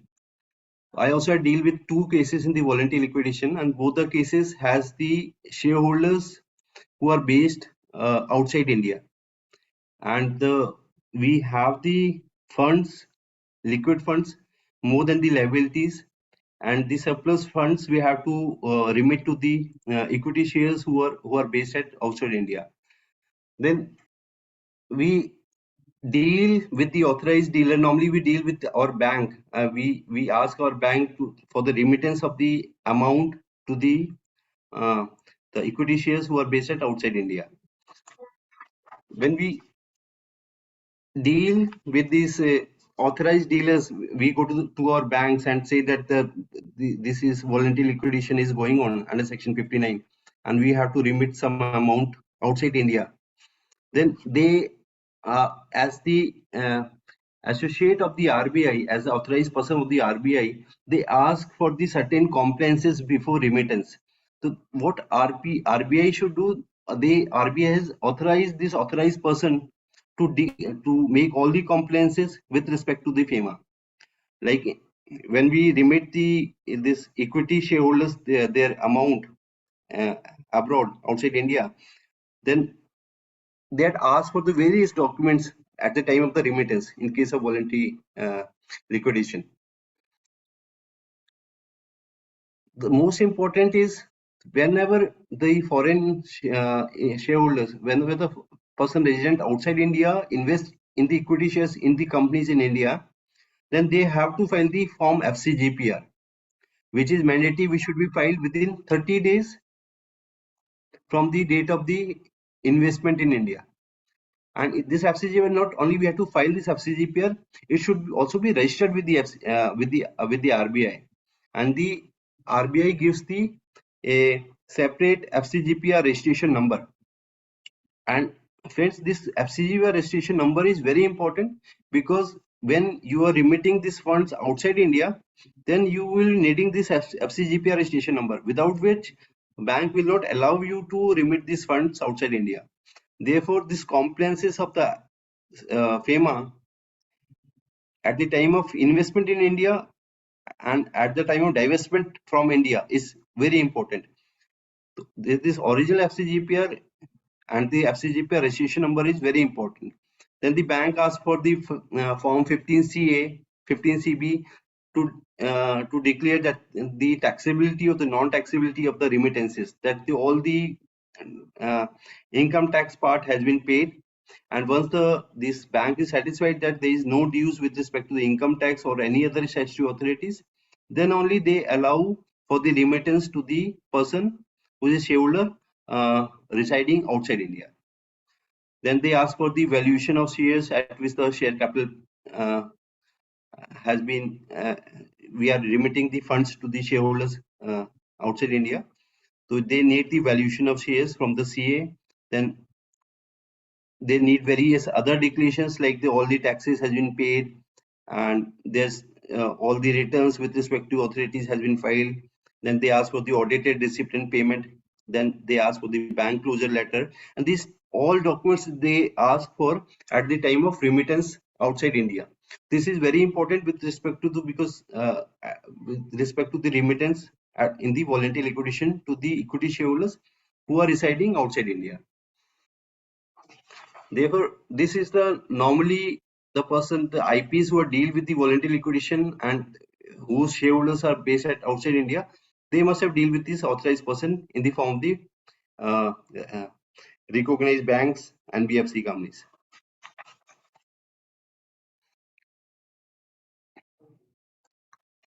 Foreign direct investment, the FEMA applicability can be of some forms, like it can be in the form of the foreign direct investment.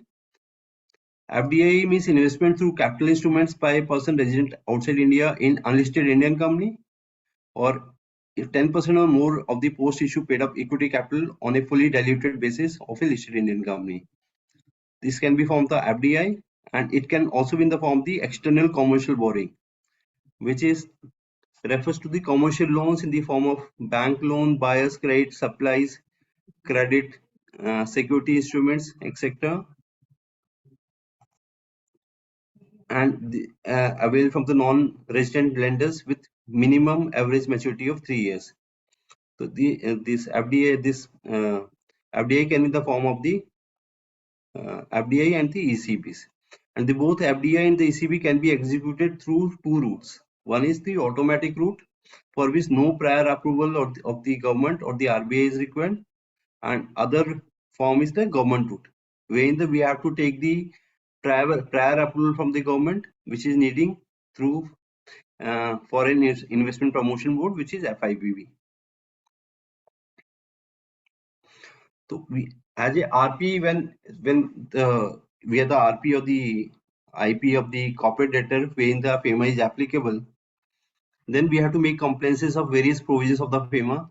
If the company has the FDI as discussed, then we have to file the FCGPR if we are taking investment from person outside India, resident outside India, known as the foreign currency gross provisional returns. This form is issued when a company receives a foreign investment against allotment of shares to the foreign investors.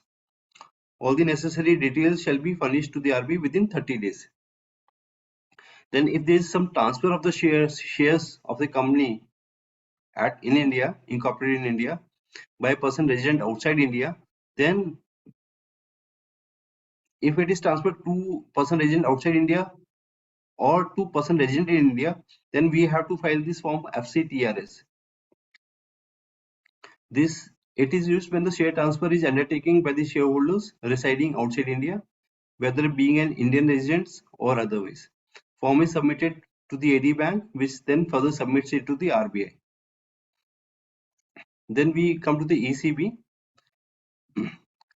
All external commercial borrowings, if the company has taken the ECBs, then these transactions shall be reported by the borrowers to the RBI through ADI Category 1 bank.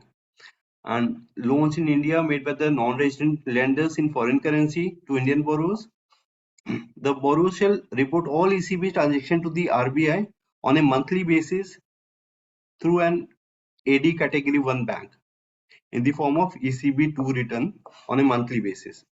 So friends, this all compliances, like if the company is into CRP and the RP knows that the company has taken some ECB, then we have to take care that we have to file this form ECB2 return on a monthly basis.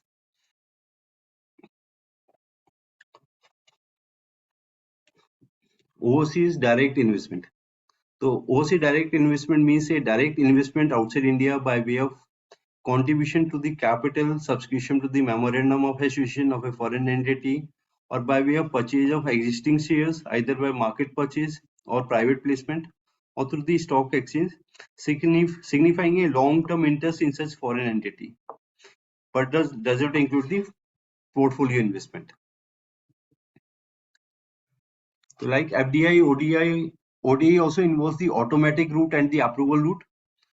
While the meaning is same, industries covered under the automatic and the approval routes are different than those under the FDI. The company shall adhere to the following compliances while engaging in the ODI transactions. The compliances at the time of investment. Normally, the company which into CRP will not take the will not invest in the ODI, but if the company has the ODI, then we have to file some returns on a periodical basis, which is provided in the FEMA. Post-investment compliances includes the submission of the annual performance report. The form APR with respect to each joint venture and the wholly owned subsidiary outside India shall be filed with the RBI by 30th June of every year. Then reporting of the SDS, also known as a step down subsidiary. These are further investment made by the joint venture wholly owned subsidiary that shall be reported to the RBI through the AD bank. So these all compliances are made through the AD bank, authorized dealer bank, not directly to the RBI. Disinvestment reporting. In case of disinvestment by way of winding of closure, amalgamation, merger or voluntary liquidation, such disinvestment shall be reported to the RBI in the form OD third through AD bank within 30 days of such investment. These all investment, these compliances we have to comply with. Then most important is with the foreign liabilities and asset returns. Annual return on the foreign liabilities and assets FLA return is mandatory for all the companies who have received foreign investments, including ECB and or made any overseas investment in the current or previous years. The return is required to be filed on the 15th July each year to the RBI, giving details of outstanding assets and liabilities. Partnership firms are also required to file FLA return in case of FDI ODI transaction. Upon request, RBI issues a dummy SIN number to facilitate the filing of the FLA return by the partnership firm. This is the provision. Then, therefore, any corporate debtor which has foreign investment in India or which has any current liabilities outside India has to file this form, this FLA form, and it has to be filed within 15th July of the after the expiry of the financial year. And these compliances are very important because the penalties provided in the FEMA are very stringent, and these are the very heavy penalties. Therefore, RP has to make sure that they are making compliances of all the provisions of the FEMA if it is applicable on the corporate debtor. So non-compliance with the regulations attract the adverse consequences triggering the penal provisions. Section 13 of the FEMA 1999 provides the following consequences for not complying with the FDI or ODI regulations. Any contravention or non-adherence to the requirements, conditions, rules, regulations, orders, etc. attracts the penalty up to thrice the amount of the sum involved where the non-compliance or the non-adherence is quantifiable. However, in the case where the sum cannot be determined or quantified, then the penalty of up to 2 lakh is leviable. Where the offence is continuing nature, then a further penalty that may extend up to rupees 5,000 per day that may be levied. So these penalties are very heavy. Therefore, if the FEMA is applicable on the corporate debtor, then the RPs has to make sure that we make compliance of all the provisions of the FEMA. Otherwise, these penalties will come to us only, and we the adjudicating authority will ask us only the why we are not make compliances of this all the these provisions of the FEMA, because we become the compliance officer of the corporate debtor. This very important case law in the form of the SGM Webtech Private Limited and Bollywood Projects Private Limited. The case is that NCLT wide order dated 31st January 2020 has held that the held the view that the fully and compulsorily convertible debentures are to be construed as debt if at the time of application of the corporate insolvency, such instrument is yet to be reached maturity date. The order was passed while considering the application made by the financial creditor, JSS Ventures Limited, in a principal matter of SGM Webtech versus Bollywood Project Private Limited. Initially, the resolution professional rejected the financial creditor claim on the ground that as per the provisions of the FEMA 1999 and allied regulations, the aforementioned instrument in question falls under the ambit of the equity and not debt, thereby not affording the JSS the status of the financial creditor. The decision of the RP was challenged by the JSS and appeal was filed before the NCLT principal bench. And the tribunal quashed the decision of the RP on several grounds, inter alia saying that the unconverted debentures to be considered as debt instrument. There is no ambiguity as to the inclusion of debentures as financial debt under section 5(8) of the definition and the overriding effect of the IBC over other laws and the regulations such as. So in the FEMA, the fully and mandatory convertible debentures are treated as the equity shares that deemed to be equal to the equity shares. But in this case, what happens is that at the time of filing of the application, this compulsory convertible debentures were not matured, and they were lying in the balance sheet as a debt only. So NCLT has taken that aspect only, and they say that it is coming in the balance sheet as the debt only. Therefore, it should not be treated as the equity, and therefore they treated this debt and this fully convertible debentures as the equity only. And similarly, they allow the application filed this applicant who was the financial creditor. So critical analysis of the judgment is that when the judgment classified fully convertible debentures as debt and not equity, the decision was based on the fact and evidences of the case. The balance sheet of the CD highlighted the borrowings as debt and TDS was paid on the accrued interest, and the instrument had not matured on the date of the filing of the insolvency petition. Then we had seen that at the time of the filing of this petition, this amount was shown in the balance sheet as debt, and the TDS were deducted from this debt while making the repayment thing. And taking that thing into consideration, NCLT has considered this FCCD as debt only and not equity. However, in the absence of such favorable circumstances, decisions of such instruments being debt or equity might get complicated. However, if it cannot be overlooked that the tribunal once again ruled the supremacy of the IBC over the SEBI and the FEMA, also of the FDI norms. Since the FCCD are classified as equity instrument as per the FDI regulations. So it's seen that in the FEMA, the treatment given to the fully convertible debentures they're deemed to be like equity, but in the IBC, since this FCCD were not matured at the time of this admission of the CRP, NCLT has treated this FCCD on the basis of the balance sheet, which are coming as debt, and they say that this FCCD will be treated as the debt only, not the equity, and they allow this application filed by the financial creditor.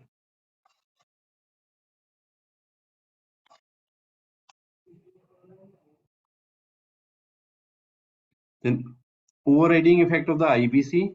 So Dipti ma'am has already said many things about this overriding effect of the IBC. Section 238 provides for that the IBC clearly 238 of the IBC clearly states that the court shall have an overriding effect on all other laws for the time being in force. This provision has stirred up many conflicting views on part of the NCLT and the SEBI. As we already discussed that any provisions which come later will have uh, will supersede the other similar provisions in the other laws. Madam Dipti has given the example of the GST. GST came later, therefore the GST, this clause, non-statutory clause, will prevail over the IBC.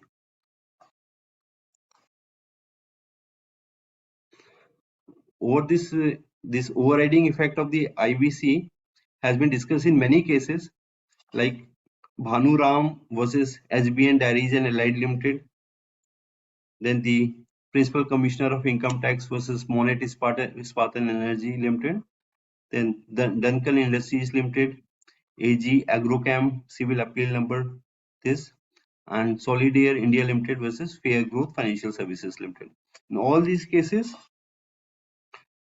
IBC prevailed over the other laws, mainly over the FEMA, and the provisions of IBC has been given effect to over the other contrary provisions provided in the other laws.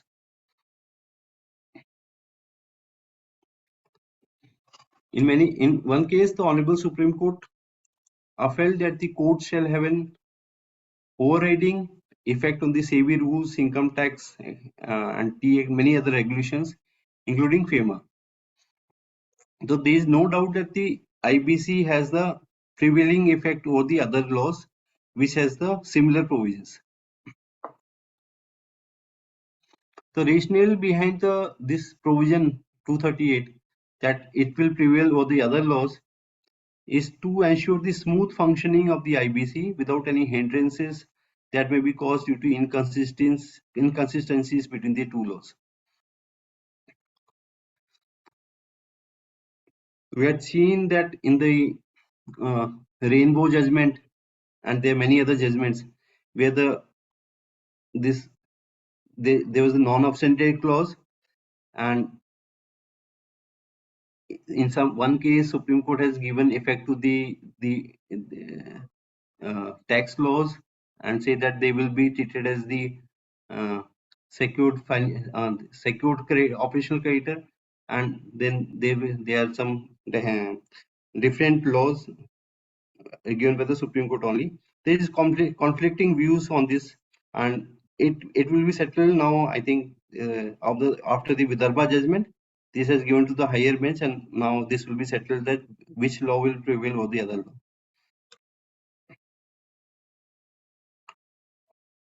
It must therefore be borne in mind that such an overriding effect only pertains to situation when there is any inconsistency between the two applicable laws. At this juncture, it is also pertinent to observe that the legal maxim legis posterius prius contrariis abrogant, which implies that when the non-obstante clause forms part of both the special laws, such laws which was enacted later chronologically shall override the former.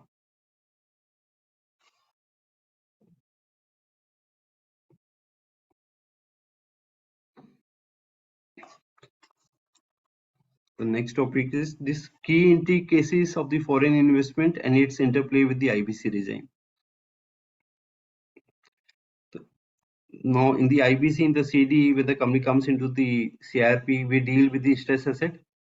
So now RBI has rationalized the ECB norms and permitted borrowings via approval route from the approved foreign entities lenders for the repayment domestically availed rupees loan, on the precondition that if such borrowing is permitted by the resolution plan, an eligible corporate borrower can avail loan to repay and revive itself. If the resolution plan of the corporate debtor says that they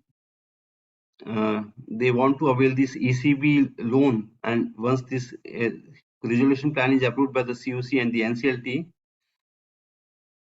then this corporate debtor becomes an eligible corporate borrower, and they can avail this ECB after the compliance of this ECB norms and after taking all the permissions required for borrowing the ECB.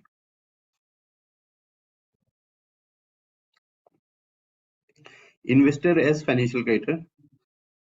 we already discussed that section 5(8) of the code categorically recognize loans and credit availing instrument as financial debt. And if any foreign entity or the person resident outside India give any credit to Indian entity, Indian company, then it will be treated as the financial creditor, and they can initiate the CRB proceedings by filing section 7 application.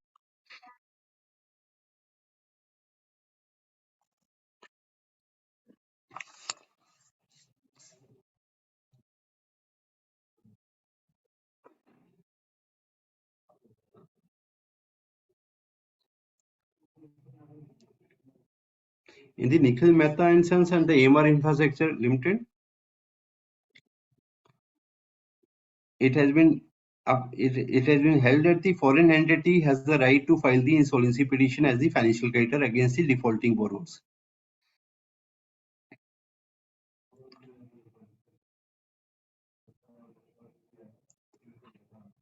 Therefore, any financial creditor, whether they are the financial creditor or the operational creditor, who are based abroad, resident outside India, can file application under section 9 by compliance of all the laws by giving the demand notice under section 8, or they can file application under section 7 because they are eligible to file these applications under the insolvency bankruptcy code.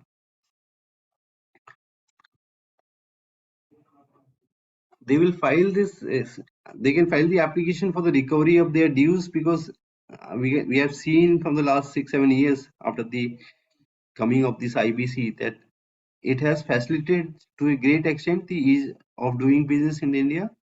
Time-bound resolution mechanism enables the disbursement of the dues in a prompt manner, therefore ensuring a secure cushion to the creditors.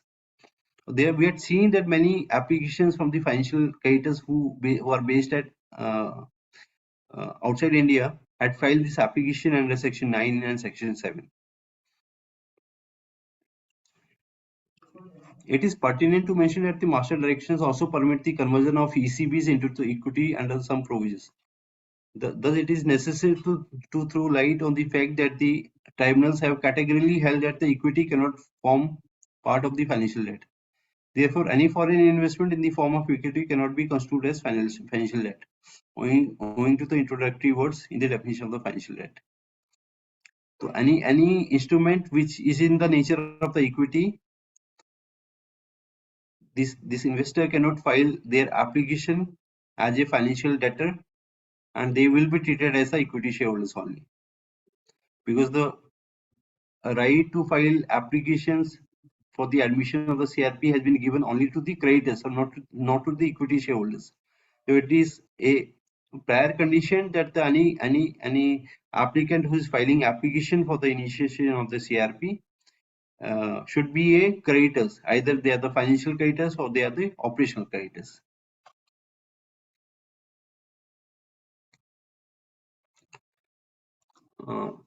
Cross-border recognition. These are very important section for the cross-border recognition. Section 234 and 235 of the IBC. These provisions in section 234 and 235 provides for the enabling mechanism for the enforcement of the provisions of the insolvency bankruptcy code by providing a bilateral agreements or even the multilateral agreements to be entered into by the central government of India with other countries to tackling issues related to cross-border insolvency. These sections 234 238 provides for the mechanism which can be adopted by the adjudicating authority to seek assistance from foreign courts in countries with which a reciprocal arrangement has been entered for actions or evidence to be taken in relation to the assets of the insolvent company located in a foreign country. So these provisions already provided in the insolvency bankruptcy code for having a bilateral agreements or the multilateral agreements with the countries which has this insolvency bankruptcy code in their countries.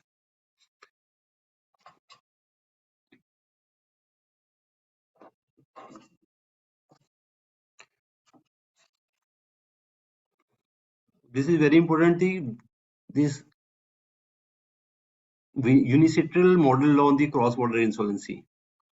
So we already have starting the efforts to get this arrangement with the foreign countries, and the Ministry of Corporate Affairs in India had set up a insolvency law committee, which is also called the ILC, on 16 November 2017 to make a recommendation to the Government of India in relation to the adoption of the unilateral model law on cross-border insolvency.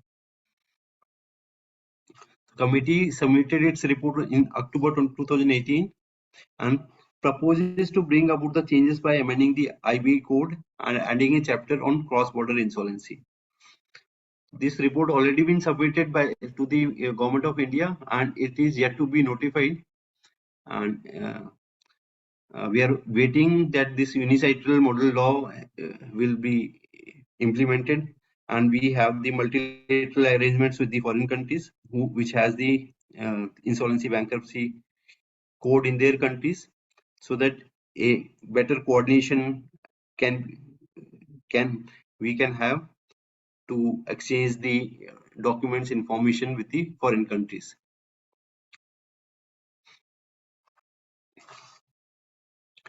These amended laws aim at giving comfort to foreign investors in India and efficient handling of assets situated in India and outside India.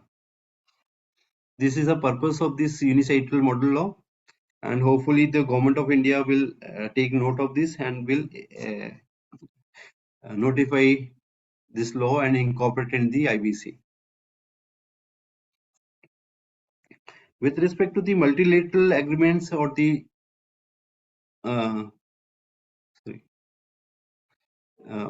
we have a case law in the form of the State Bank of India versus Jet Airways.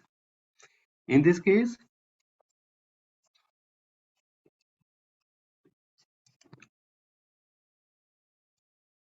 a Dutch court passes an order of the insolvency against the Jet Airways based on the petition of the creditors in the Netherlands and appointed a trustee. And after this trustee then approves the NCLT Mumbai bench, because the NCLT Mumbai also admitted the Jet Airways into the insolvency. The trustee of the Netherlands, which was appointed for the Jet Airways, had approached the Mumbai NCLT and said that they should form part of the committee of creditors or in the IBC CRP proceedings of the Jet Airways in India. The Mumbai bench of the NCLT, when directing the admission of the petition filed under the IBC against Jet, did not give recognition to the order of the Dutch court. The Mumbai bench of the NCLT had not entertained or has not given recognition to the order of the Dutch court.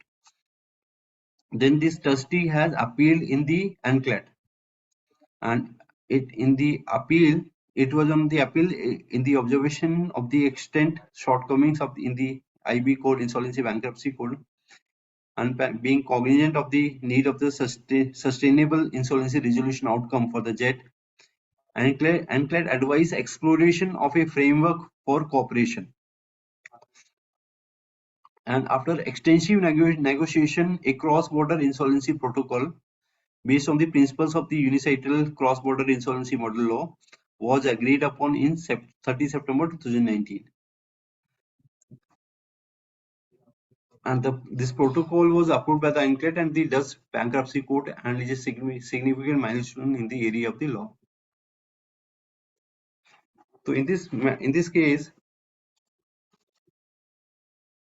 NCLAT has allowed them to participate in the COC of the Jet Airways, and they participated in this CRP of the Jet Airways, and they got the voting rights, and there is a bilateral agreements between these two countries through the efforts of the NCLAT, Honorable NCLAT. So unilateral model law is one of the most accepted set of rules for the cross-border insolvency throughout the world. So it was adopted in the 44 countries. Therefore, it is very important that, in my opinion, personal opinion that India can also be part of this unicycle model law, and so that we can have a better better cooperation between the countries. It is very important to mention here that the foreign proceedings are recognized in India already under the Code of Civil Procedures under Section 44A, when the Indian courts are allowed to enforce foreign judgment in reciprocating territories. In our current IBC framework, I think this unilateral being the yet to be implemented. So there are some shortcomings in the IBC, and we should try to implement this unicycle model law at the earliest, because of the non-implementation of the unicycle model laws, when the company has the asset outside India or the liabilities outside India, it becomes very time-taking procedure, because we cannot ask the authorities located outside India, when the assets of the corporate debtor are situated, to cooperate between themselves, and we cannot ask for a respond in a expedite manner. Then if the country if the corporator has assets in foreign country where there is no bilateral agreement, and assets of the corporate debtor who is from India is in foreign land, there is no provisions to seek guidance for a proper procedure for easy availing. And without this unilateral unicycle model law, enforcement of the foreign judgment becomes very difficult, and this complete mechanism become very complex, and with the absence of the clause like public policy clause in the model law, and therefore because of these shortcomings, I think if you want to incorporate the cross-border insolvency, we can take the unicycle model law, the report of which already been submitted with the Government of India.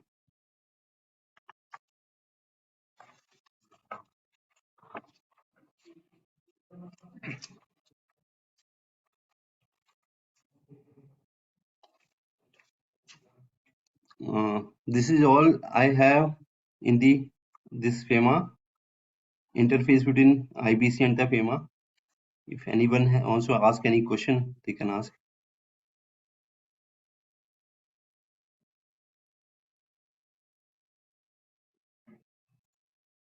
Ashish, I would like to share some of my experience under FEMA. Yes. See, in one of the case, I had a recovery overseas. So you need to appoint lawyers, consultant overseas for recovery. So what happens that you need to make payment. Now that payment requires a tax clearance certificate. Otherwise, you have to deduct TDS. So Okay. either you deduct TDS or tax clearance certificate you obtain. So tax clearance certificate is again based on the treaty and all that. They have to check, they have to get from their own chartered accountant as per the law of that country. So that is little costly. So if our fees are not that great, then it is difficult for us to appoint consultant. In that case, we have incurred the TDS on our part because we have appointed the consultant fees plus tax extra, and the same is allowed that we took the view and then we are going to make payment and you appoint. So this is for information that if you want to appoint a consultant, this is required. And also the thing that when you are also selling the assets overseas, then GST implication there, with their tax implication. If that money is brought, what is the tax implication here? That all you need to take a legal opinion always, because you know about your own country. So it is always better to check the implications of tax, not only in the FEMA as such. And another thing that in one of my case, what happened that company has done import earlier. So import under export obligations. So here they give a undertaking to DGFT because if you do under import under export obligation, you get a waiver of import duty, and it's a huge amount. So the moment the company enters into insolvency process, they will not able to export because the process and all that is stopped. So then DGFT came up with the demand and so cause notice and penalty prosecutions and all that. Immediately I used that moratorium and asked them to file the claim. So you have to be, very clear that what is the reason and all that, explain them right in detail.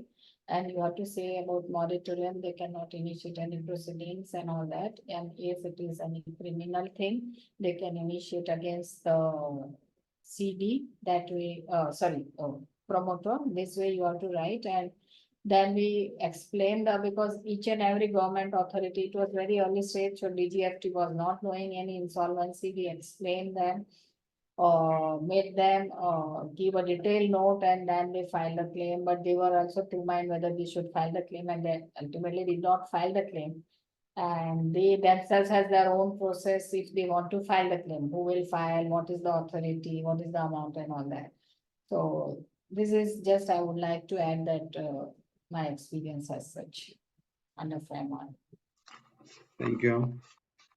We normally deals with the FEMA when the company has some businesses outside India, and like we said, we receive some claims from the persons. Like I have some real estate companies in the CRP. I receive claims from the person resident outside India, uh, and they had remitted the amount through the RBI, and uh, it is because in these companies which are in the real estate, they have the account in the RERA. They deposit the amount in any other account of the corporate debtor. So it becomes very difficult to relate that this amount has been remitted for the real estate in India, for the investment in real estate in India. This is all we have the experience in the FEMA with respect to the IBC.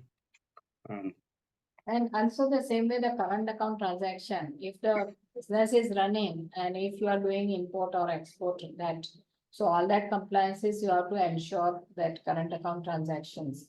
And as you rightly mentioned, capital account transaction, which is already happened, because generally we don't do capital account transaction, but what is the action already taken, that regular ongoing compliance we have to ensure. The same way, current account transaction, import, export, there are always a consultant, CNF agent, freight forwarding, and all that are there. But you have to be connected with them, ensure that all compliance is there. Because there is no exemption for that compliance as such under FEMA. Yes. Only effective like compliance with the FEMA, I had deal with the remittance to the foreign shareholders in the voluntary liquidation.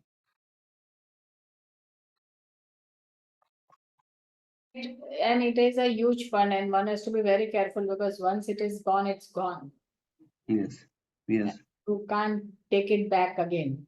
yes. Otherwise, also you can't take it even India or overseas, but you have to be careful when the funds are going out. But the bank, being the authorized dealer, has Yeah, do all the compliances that they ensure that all the taxability part has been done. There is no taxation. They take all the indemnity from the company in the or the liquidator, and then only they remit. yeah.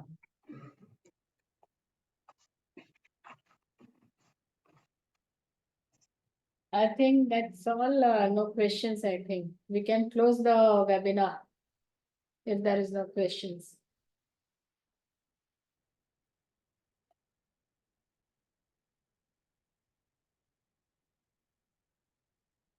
Hello.